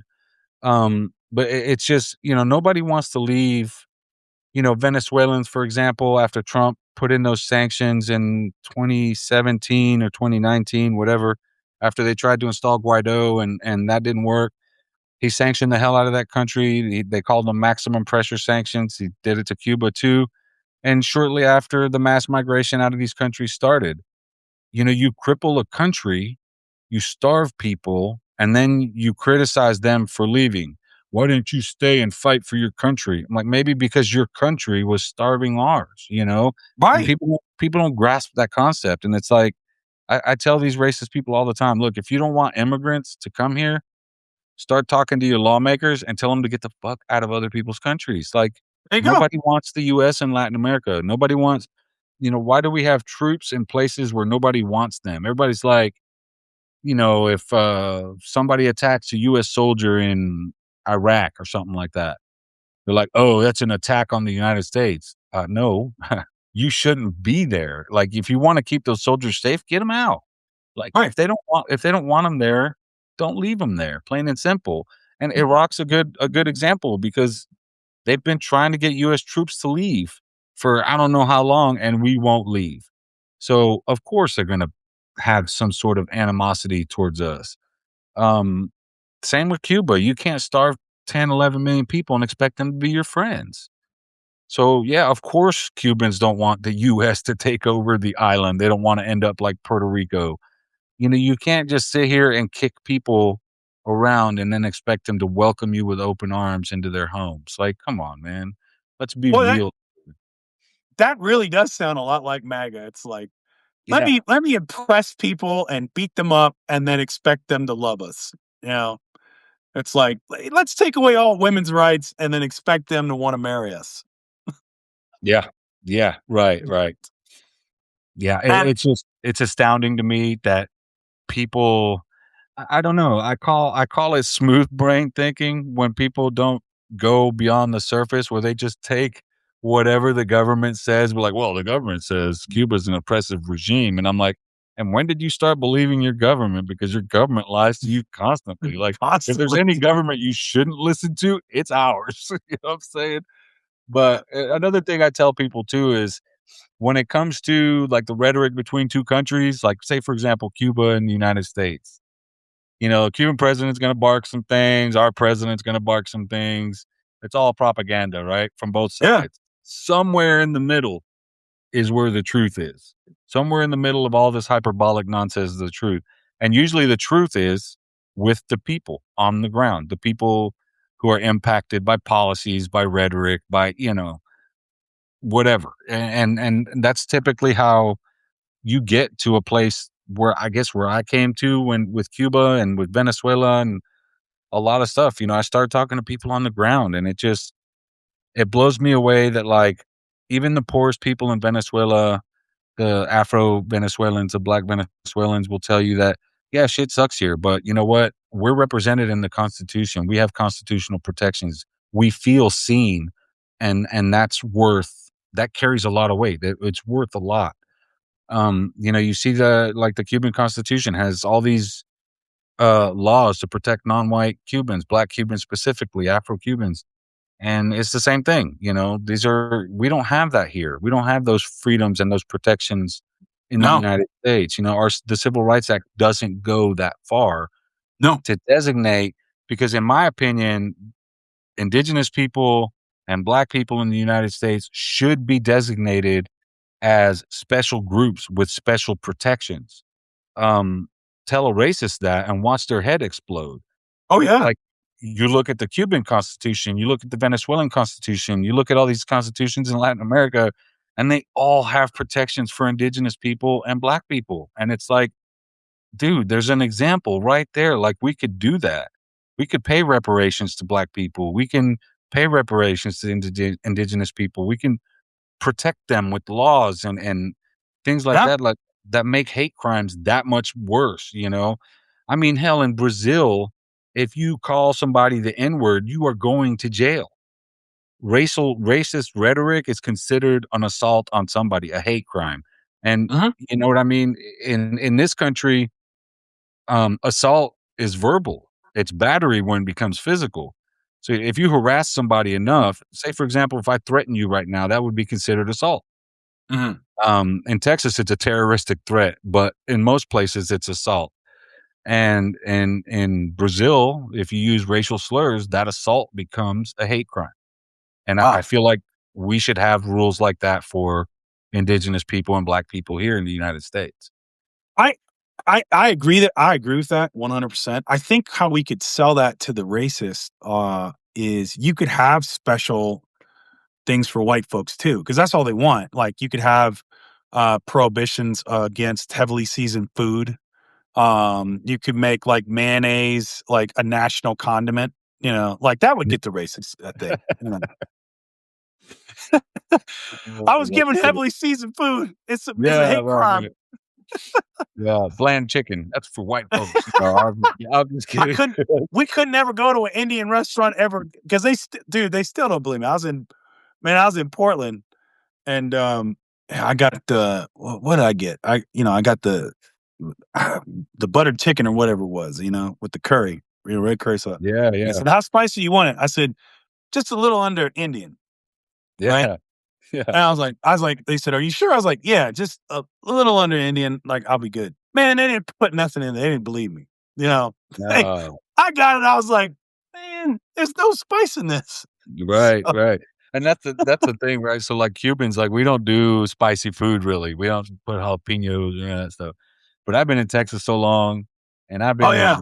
I've been working with Mexicans for so long and, like, other, Salvadorians and Venezuelans and stuff. And man, especially when it comes to Mexicans, there's peppers and jalapenos and everything, and dude, I love really hot, spicy food. I love it. So, like, Wakes you up, man. Like, "Oh, yeah, I just we cook Cuban food. sometimes Jamaican food because my stepdad's Jamaican, so, like, we cook Cuban almost every day. We make rice with every meal, that's just a staple for us, but, sometimes, my mom will freak out because 'cause I'll throw some jalapenos in our arroz con pollo and our chicken and rice. She's like, "But that's not Cuban," and I'm like, "No, but it's spicy Cuban, I freaking love it." So, yeah, I mean, It's American. it's fun to embrace other cultures and stuff, and Yeah.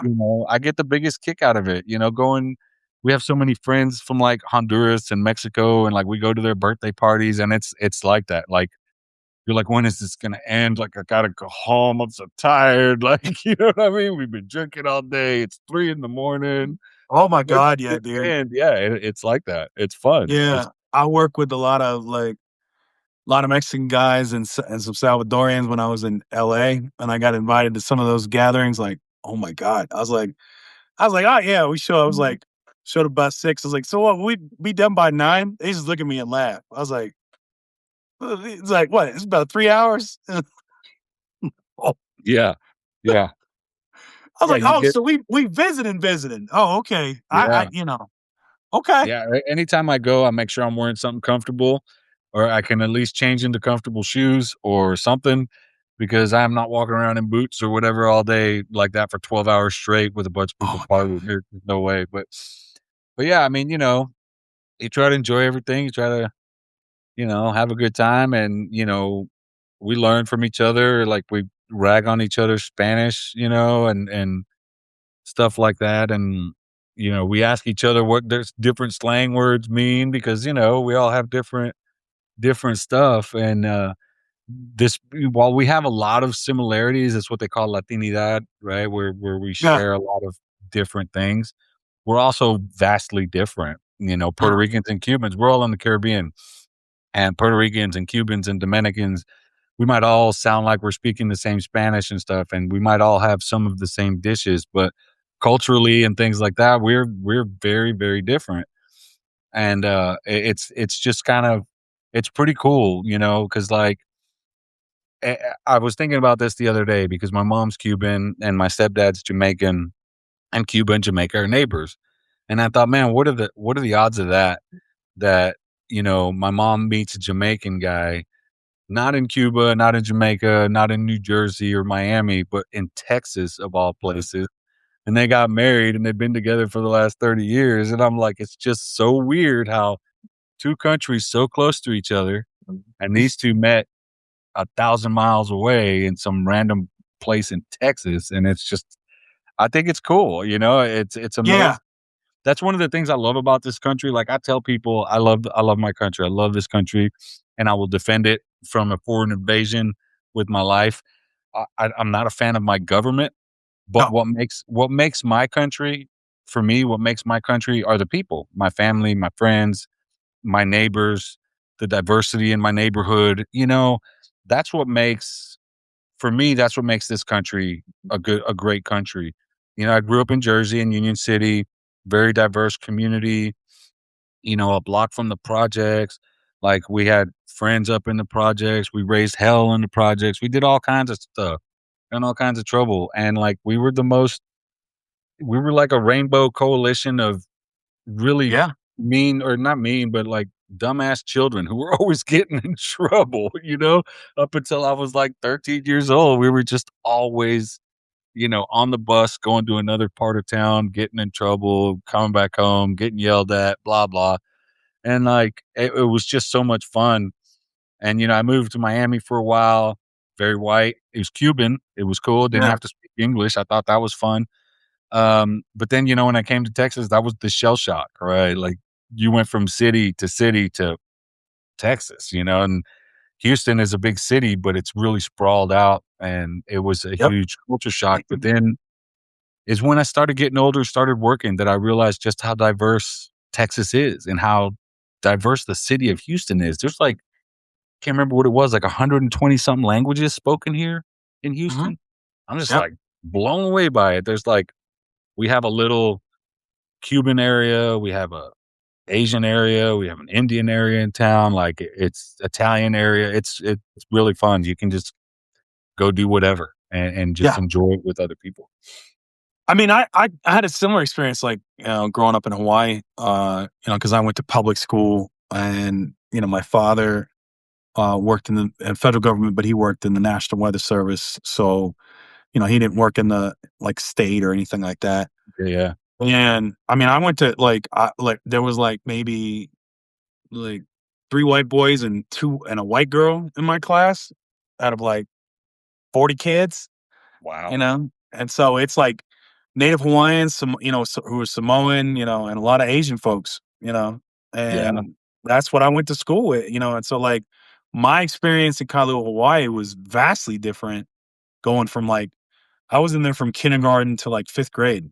Mm. So all of elementary school, I grew up in Hawaii. I learned about Hawaiian history. I was learning woke anti-colonial Yeah. history In when I Hawaii, I was in bet. third grade, Yeah. when it's like, and the sugar planters who were Yeah. white locked up Queen Lokialani in the tower, and I'm like, "Man, why would they do that to the queen? That's messed up."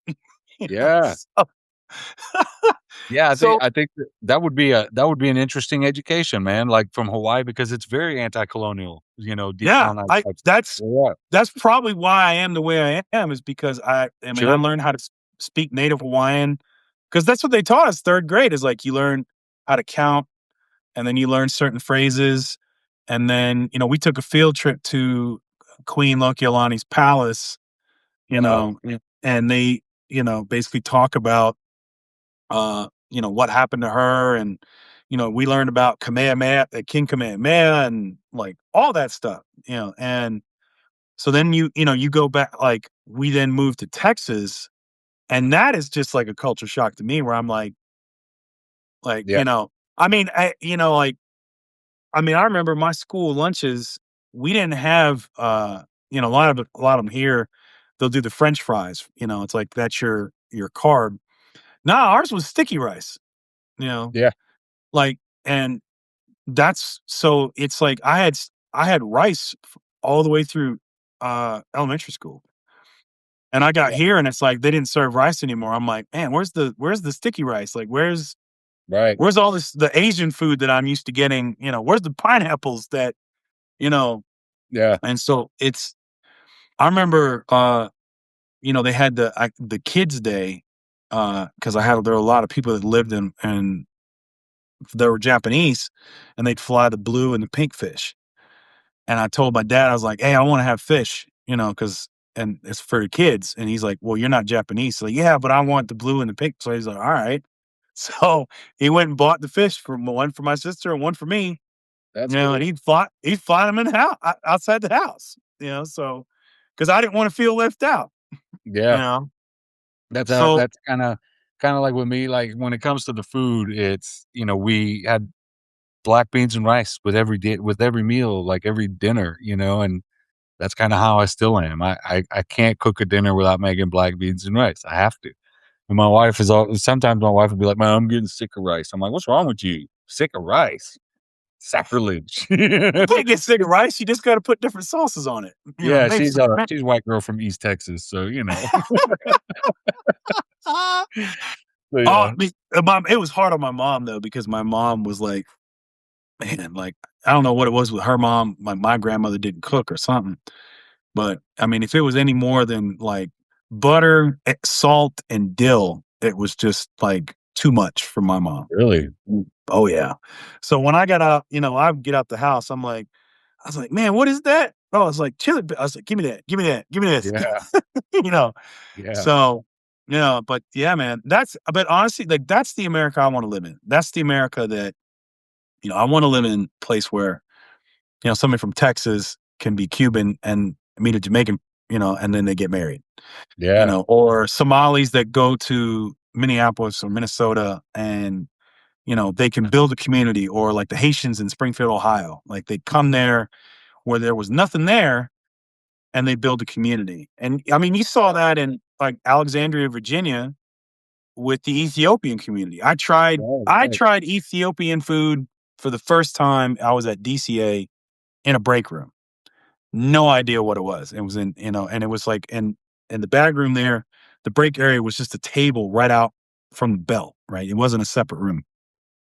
And the Ethiopians, man, like, you had to learn real quick because they do everything communally. If one of them comes up to you and says, on if you have Ethiopians on your crew, "Hey, boss, can I go take a break?" You go, "Yeah, sure." Like the rest of them are going, right? It's not, and you're like, "No, no, no, I meant you." He's like, "No, no, no, boss. Like we're all going at the same time." It's like, "Oh, Yeah. okay." So you got to be prepared for that.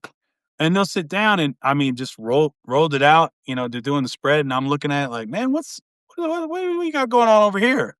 Oh, Yeah. you want to have some? I'm like, yeah.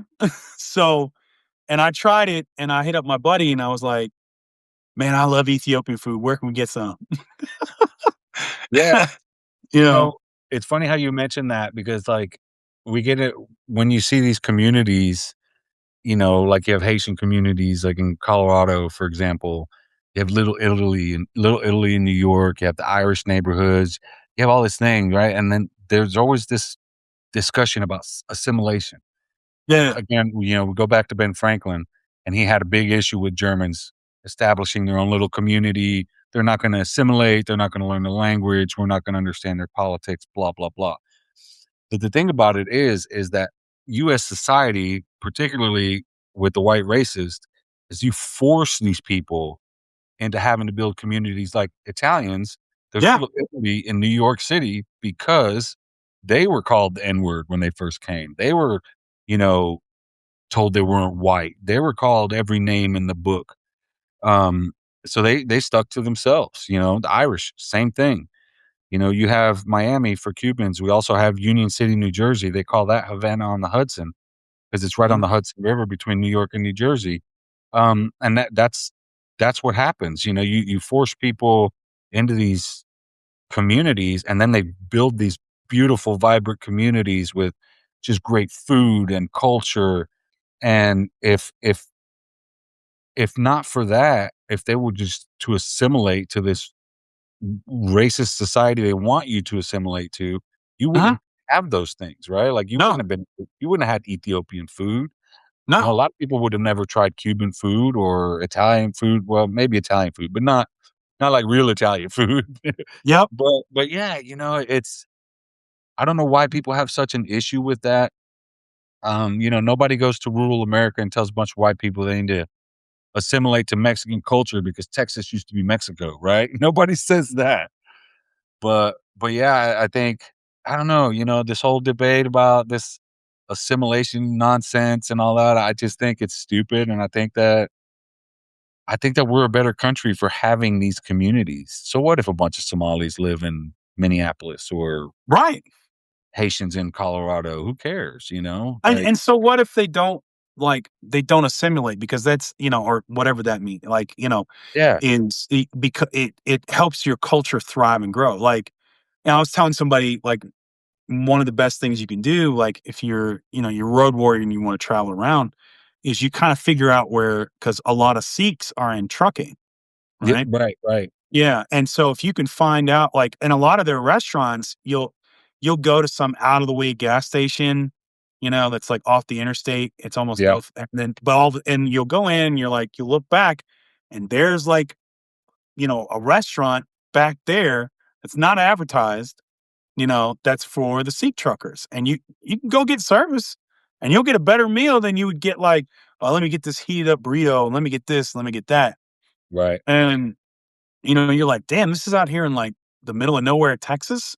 Yeah, Yep, or, you e it adds so much to your culture, and to your point, I remember when I lived in Prospect Park, PA, so I was like a hop, skip, and a jump from, PHL where I was working, and I mhm, drive around and you see these older buildings that, some of them were churches and, like, you'd see, like, a keystone that was marked like the German Heritage League 1912 or the Hungarian Heritage League or like Heritage Society 1918. And to your point, that was because it's like they're not allowing us to assimilate, so we're going to have to form our own league and we're going to have to form our own community relations because we're not white, they're not letting us in because a lot of people forget like Italians were getting recognized as citizens until FDR. That's where we got Columbus Day, and that was their little like, okay, here you go. We'll give you Columbus Day because Yeah. Columbus is Italian, so there you go. Yeah, You know, I always make the joke that the Irish and the Italians didn't become white in the US until they all became cops. Because in New I, York, a lot of Italians and a lot of Irishmen are cops. So, I'm like, once they became cops, okay, you're white. You know what I mean? I just make that joke. But yeah, I mean, at the end of the day, like you talk to these racists and shit, they'll still tell you Italians aren't white and yeah, Irish aren't white. And I don't know. I look at an Irish person and I'm like, how the fuck are they not white? Like, come on, man. Like, and I say that about myself too, because like particularly in Texas, I heard a lot of this. They hear me speak Spanish. They're like, "Oh, I didn't know you spoke Mexican." I'm like, I don't speak Mexican. I speak Spanish. And then I'll come back and be like, "No, I'm Cuban." And they're like, "Oh, I thought you were white." I'm like, "I'm not." Like, and then they're like, "Yeah, I do. Well, you're not white." And that's when I always respond to, "Wait, I need two whites? Like, what the fuck? This doesn't make sense."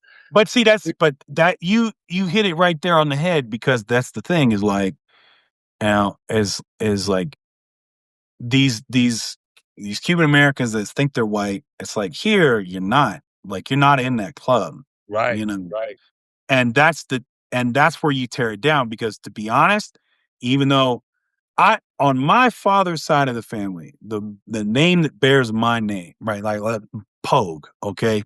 right. They had my that side of the family used to keep a mint dish, okay? Like back a silver mint dish back in the day that you know what the claim to fame was? Jefferson Davis ate mints out of it. And that's why they hung on to it. The president of the Confederacy, who was a senator from Mississippi, ate mints out of that when he stayed at our family's house when Richmond fell towards the end of the war. And it passed down like Yeah, it's gone now. I don't know who's got it, but however, those same folks on my dad's side of the family would not consider my mother as actual white people right. because they're German and they're Catholic. That's so weird. Yeah. It's so And it's weird. yeah, I would not because it's like, oh well, you're like my mother's side of the family is Romanian, German, and Swedish. Yeah, wow. They'd say, oh, you're not white, you're not Anglo-Saxon. So according to the racists, me and you both are mutts. Yep, Awesome. I'm a mutt. Um, Yeah, and it's like according to race, according to Marjorie Taylor Greene, I'm not full Anglo-Saxon. no, You yeah, know, no, you're not. No, you're not. and technically, there's only part of my dad's side if you really want to get down into it because they're Scottish and Irish. You know, so even that for the racist is not good enough. I got Right, some English in there, right? right. But I don't have any French.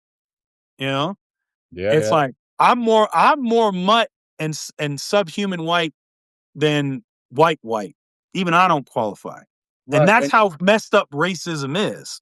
yeah, and it gets me because, like, ask a racist dude who claims to be white, what what is white? Are you Mhm, Anglo-Saxon? Are you Caucasian? Are you Aryan? Are you Boer? There's so many different whites in Europe, right? There's so many, like, 5 or 6 or 7 different classifications of white. Which one are you? Like, you can't claim to be like this one guy who was at that who was being at that Senate hearing or whatever. He was talking about, they asked him what whiteness is. He started talking about Scots Irish. And I thought, the British claim to be white. The Scots Irish are kind of a revolutionary, rebellious type of force against that whiteness. yep, How would you claim that? Like, the dude had no he couldn't explain what whiteness was, what white culture is, what white civilization is. They asked him all these questions and he was just fumbling over the whole thing. And like mhm, then you have Rubio who did the Munich thing and he's talking about Western civilization and Western this and Western that. And we all know that Western culture and Western civilization is a dog whistle for white, right? White mhm, culture, white civilization. And he started trying to say that all these European countries, we have so many things in common. We all come from the same thing, the same culture, the same lineage. And I'm like, you just dropped the ball, buddy, because they ain't going for that. They are No. not going for that. And a racist probably would have shit himself if he heard Rubio say that. Mhm. And then I see a lot of people defending him all of a sudden. Well, Rubio's got European, ancestry, so technically he's white. I'm like, oh, so now he's white. But like, you don't see those big ears and the indigenous features of his face. Like, yeah, he's not that kind of white, dude. Mhm. So And here's the problem with that is because if they ever got their way, just like with JD Vance's wife and his kids, oh they're going to the camps. If they ever got their way, they're going to the camps. Rubio is I don't care. Ted, Ted Cruz, you could change your name to Ted, you're going to the camps. yeah, You know, because that's how they're like, "Oh, yeah, we'll help. Like, thanks for helping us get to this white ethno state," but that's what now happens. that we're now that we're here, you understand, we can't have you polluting the blood, right? Right, You understand. You helped us get here, so you get it. So, yeah, we gotta put you in a camp, man. We don't want to, but we got to. Hey, JD, you can't keep marrying this woman who's right. obviously, she's no, you need to marry Erica Kirk. You need to marry somebody like that. That's, Yeah, no. And that's the insidious part of it, yeah, you know, and that's where it leads. yeah. Yeah. Yeah, you see it happen a lot. It happened to Enrique Tarrio from the Proud Boys. Yep. They turned on him many times, and he stayed in the group, even though the leadership council was calling him the N word and we shouldn't have a black man representing our group and all these things. He Mhm. stayed. Then he got thrown in jail. Then he got pardoned. And when he got out, the Proud Boys kind of shit on him. They don't really give a damn about him. Oh, And that's how it happens. All these Latinos for Trump, like Trump is shitting on them, and we even though we warned them, they told us we were being hyperbolic, and that's not what Trump meant. And that's a lack of understanding of race and politics in this country, um, which is another subject. But yeah, I mean, they turned on these guys so quick that now you see all this Latino support tanking across the board.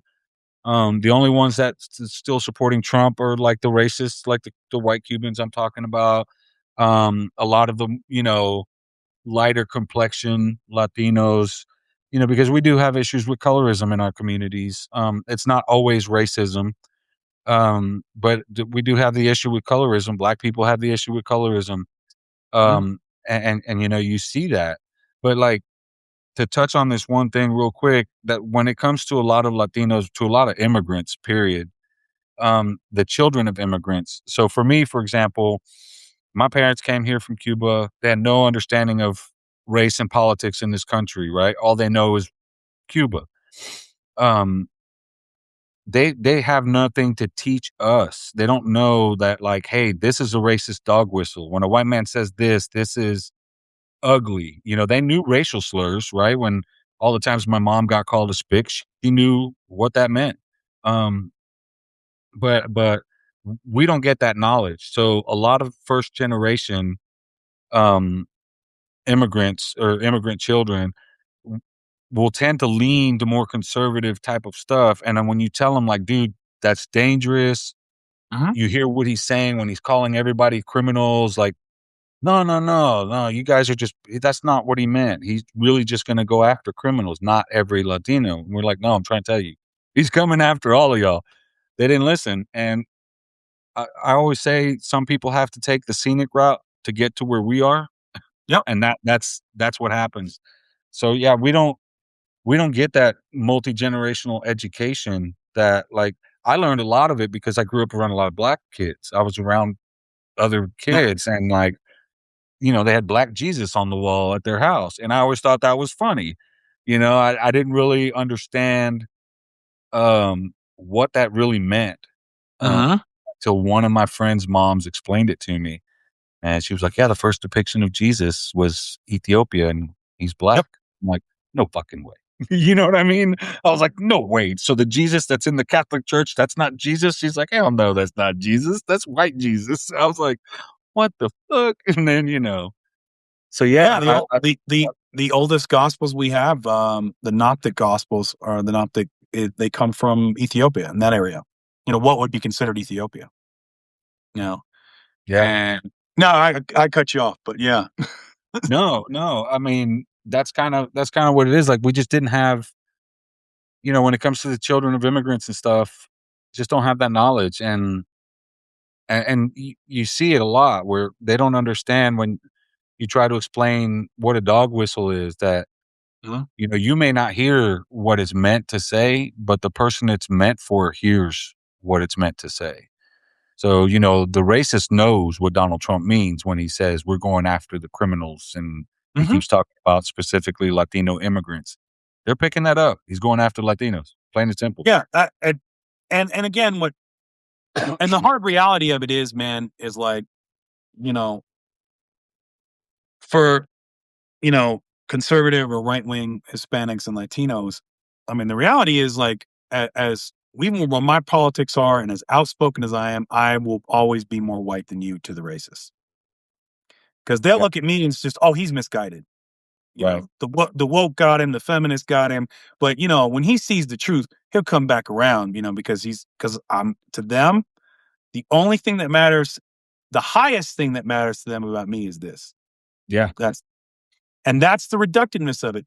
You could be Marco Rubio, you could be Ted Cruz. It's like, I'm whiter than you guys are, man, to the Yeah. racists. Yeah. And I'm not saying that with pride. I'm saying that's because that's how messed up it is.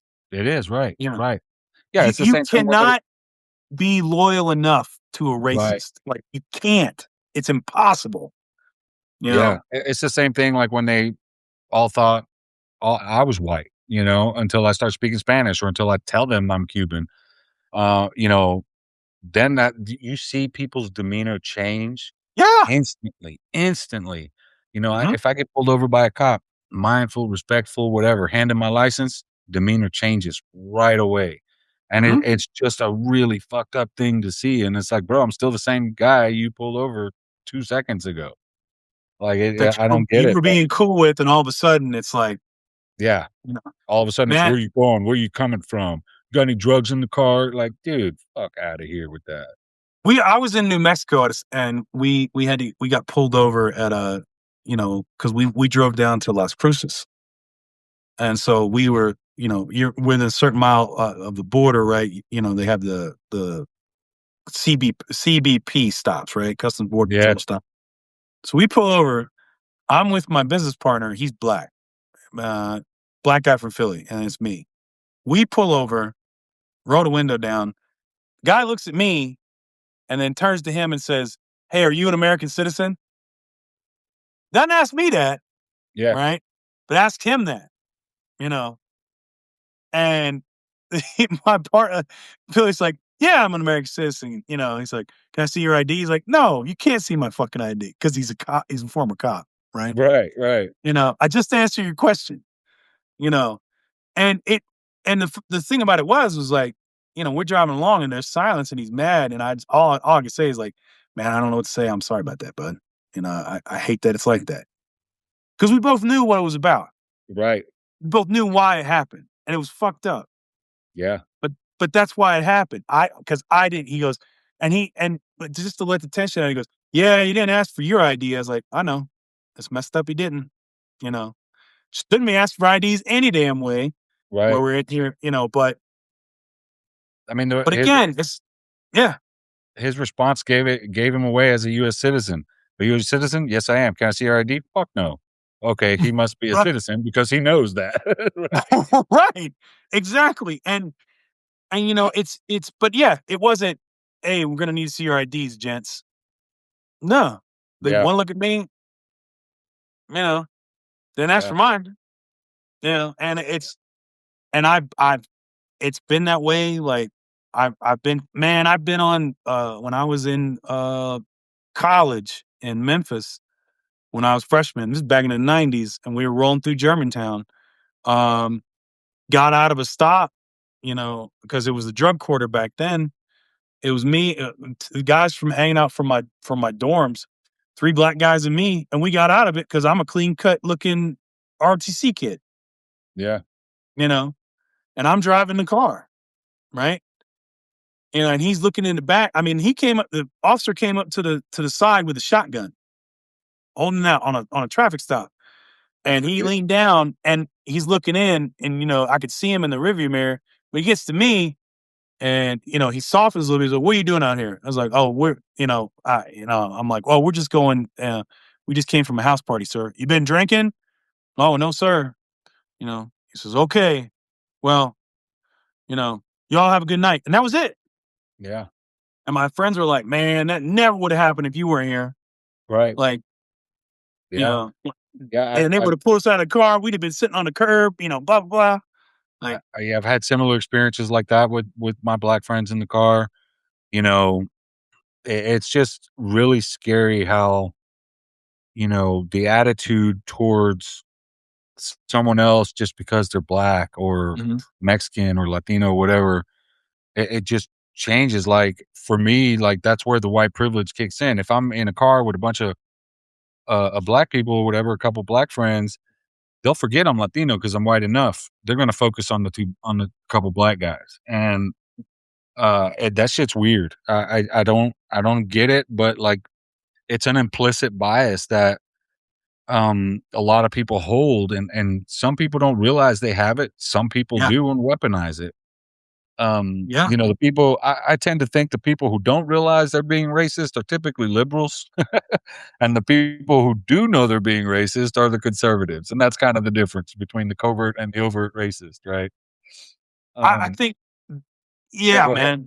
I know. I think there's a switch that happens where, like, and I think a lot of it is for most white folks in America is they don't have access to, or they haven't been around people of different ethnicities, different cultures, Yeah, right? Where they're kind of, you know, and where like I grew up because I had such a unique childhood where it's like, um, my father, he would invite black coworkers and, like Latinos and Hispanic, like whoever, right, over to the yeah, house. didn't matter. Yeah, Yeah, and we got the police called on us, and they're coming out, and like I remember my dad getting furious with the local sheriff about it. When I was a young kid, and then growing up in Hawaii, and then working in aviation, where I was one of the few white folks that worked in that, even in management on the frontline level at that time, which was just like maybe 10 years ago. But I've worked with a ton of immigrants from all over the world, Ethiopians and Trians, like people from Africa, from Europe, from South America, you name it. Like, it's not like, "Oh, hey, are you from," you ask them like, "Hey, this is where you," it's like, "Oh, I'm Salvadorian. Oh, I'm Honduran. you know, and so I mean, most white folks don't have that experience, and they don't really kind of understand their bias with that.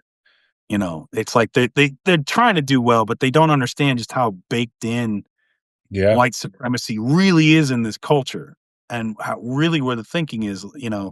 And you have to get to a place where you're oh, you're not saying like, "Oh, Jamal, he's my black friend," as like Jamal is my friend who happens to be black, right, and what that carries and what that means for Jamal moving through society, or what that means for you, Arturo, moving through society, and how that hits you where it's not going to hit me in the same way. right, right. Y- Yeah, I don't, I hardly ever reference how many black friends I have. I don't ever talk about, "Oh, I know a black guy. I have a black friend." I have a lot of fucking black friends, man, and, like, Right. everybody they're cool as shit, like, we get along, we barbecue, we party, we do all these things, and it's just fucking fun, I don't I again, I grew up in a very colorful environment, and I Uh-huh. prefer to be in a colorful environment. I've worked in places where, everybody was white, and it just feels weird. It doesn't feel like the US. It doesn't feel like our country, when you're Yep. working in a place where just everybody's just white and there's no diversity and there's no cultural differences. And I've been hired just because I could speak Spanish and I could talk to the crews, and everybody in the office is white, and I'm just like, this is a weird situation I don't wanna be in, where Yeah. all the white people are the bosses and all the brown people are in the field doing the work for shit pay, I don't know that I wanna be in that environment, you know? So, yeah, I wanna be around, a diverse group of people. I wanna see diversity in leadership, things like that, and, you know, I don't know. I always try to elevate and uphold, like, a lot of folks, particularly Black women, because they're targeted so much.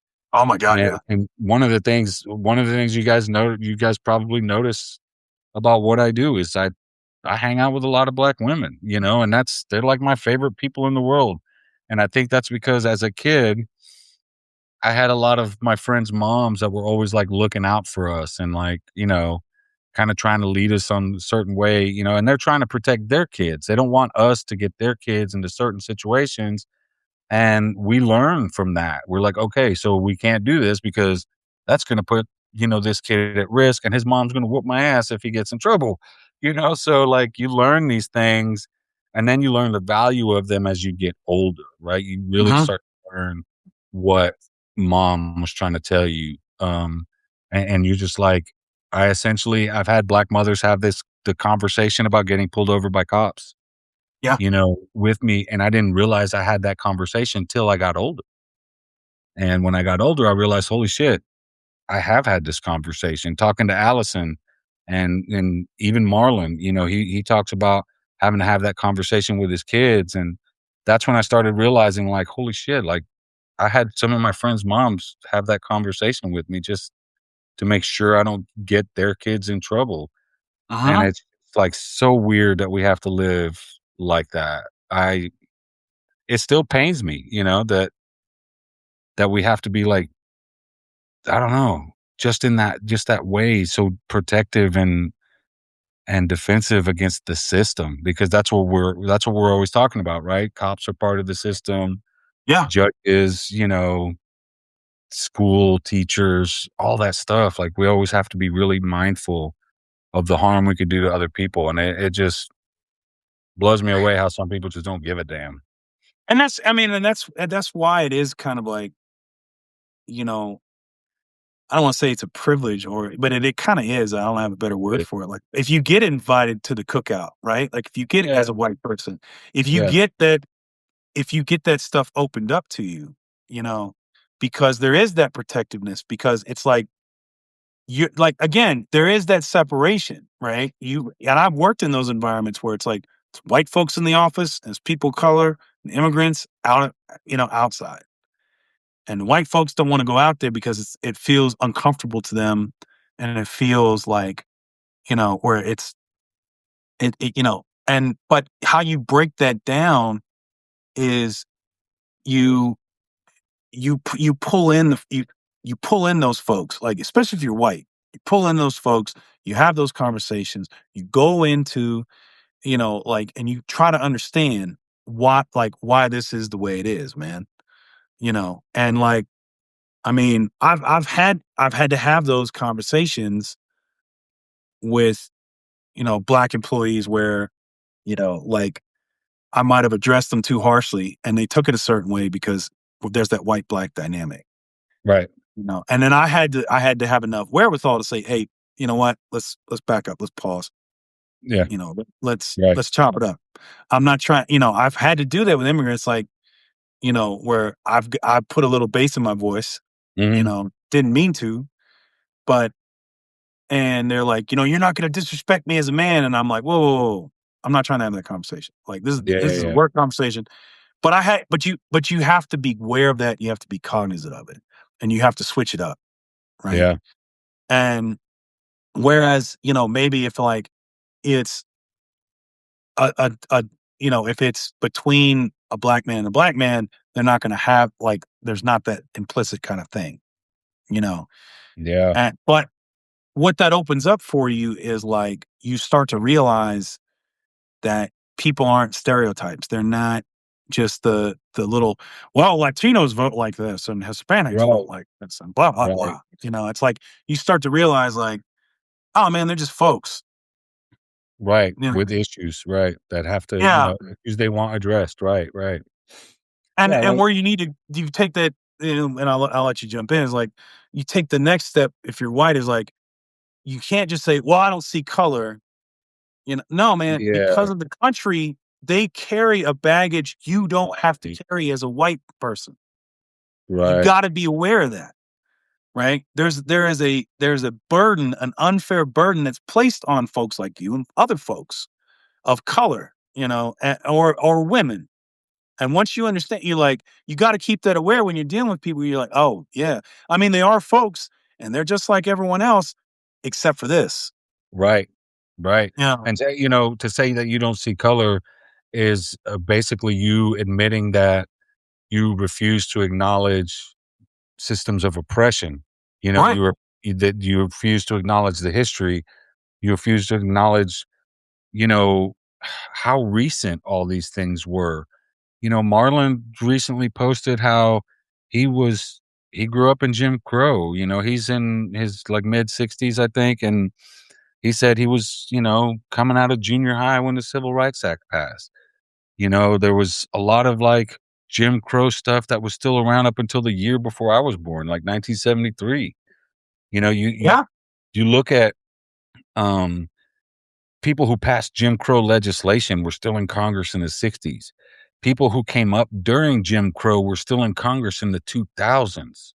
yeah, Like the Jim Crow and slavery, we're not that far separated. There were still people enslaved in the United States in the 1960s. People don't know this. And it's just, it wasn't some long distant time ago. It was barely a generation ago. So, yeah, it's just crazy to me that people, like, can't make these connections. When who was it that was in Congress till he was, like, 90 something? Was it Byrd that Strom died? Thurmond, Strom Yeah, Thurmond, Ron Perlman. I mean, come on, dude, like, and Robert Byrd.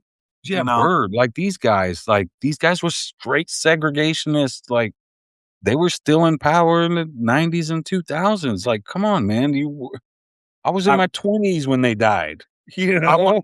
you when I hear something blow your mind. I think the last Civil War pensioner, right, was a Yeah, woman, died in the aughts yeah, because it was like some 90-year-old man married an 18-year-old girl and then passed the pension on to her, and then she died, like, in the aughts. yeah, Marlon mentioned this to me the other day, and I was just like, "Holy shit," like, could not believe it. Yep. And I mean, it's like you think about that. I mean, where I you think, oh well, it's a thing of the past, blah blah. Blah. Man, where I was in East Tennessee, Unicoi County, like Irwin, Tennessee, didn't recognize like MLK, like the MLK holiday. The city Yeah, didn't recognize it until Obama's second yeah, term. His second term. Then they finally said, okay, yeah. we'll We have recognize it. we have towns here in Texas that'll celebrate, Robert E. Lee's birthday instead of MLK, and that I Yep. think that's fucked up. That's just crazy. They'll close schools for that shit. Of course they will. Yeah, And and it's that is the price that we pay with white supremacy because if you look at the South after Jim Crow ended and the economic prosperity goes up, yeah, you know, before that, I mean, the South is a backwater. right, You've got really rich people and everyone else is dirt poor. right. You Yeah, that know, was huge economic, what did you call it? Or yeah. yeah, it After was after huge. segregation Yeah, ends, it's like it's the new South is what they called it. yeah, It starts to rise, and it's when companies actually started. It started with tech companies like Texas Instruments and all that other stuff started coming to the South because there was cheaper labor. But that's when you started to really get the economic, uh, so all these Southerners who have these nice houses that Granny and Grandpa never really had, you mhm, have that because segregation ended. right, right. You know, because We it broke the one party system. It broke it. Yeah, And so no, that's the cost of white supremacy, and that's the cost everybody keeps getting paid. We have to yeah, keep that, and that's why it's got to go. right. You know, I agree 100%. man, we But got off on a tangent. no, but yeah, I just realized how long we've been on here, man. I could talk to you forever. Dude, Um, same. This is why I love doing this stuff with you. I was like, I even yeah. told myself, I was like, "Bro, just try to keep it under an hour. You know you like talking to I was Arturo. thinking the same thing because we Try to went keep 2 it under an hours. hour." I was like, and then it's like, then we keep, I'm looking at time. I go, all right, let's keep it under an hour and a half. And then we get, I was like, all right, do 2 hours. Yeah, right, right. Yeah. That's cool though, man. I appreciate the live stream and stuff. I'm glad a bunch of people jumped in and, Yeah, man. it Yeah. was a learning experience. Like, every time so far, the last 2 lives we've done together, like, I learned quite a bit from you. So, you got the history down and you get it. You know what I mean? A lot of people tell me I get it. But, like, I finally feel like I'm talking to somebody else, like, another white dude that gets it. You know what I mean? Like, Yeah. I mean, I'm gonna say I'm white because I am, but but I, yeah, I, no. honestly, man, like I hate, I hate saying I'm white and it's Yeah, not I do because, too, but no, it's cool. I mean, I get like for me, it's like I want to dismantle white supremacy where we can be Americans and we have a shared history, you yeah, know, and yeah, like I mean, if there's a utopia for me, let's smash the patriarchy, smash white supremacy, smash it all, you know, yeah, where we can just be a free people, you know, yeah, yeah, and that's where I utopia for me is very colorful, very colorful. 100%. Man, Yeah. can you imagine the food? How good it'd be? Woo, Oh, come on, man. Yeah, yeah. man, Fuck you yeah. know, that's Yeah. really all.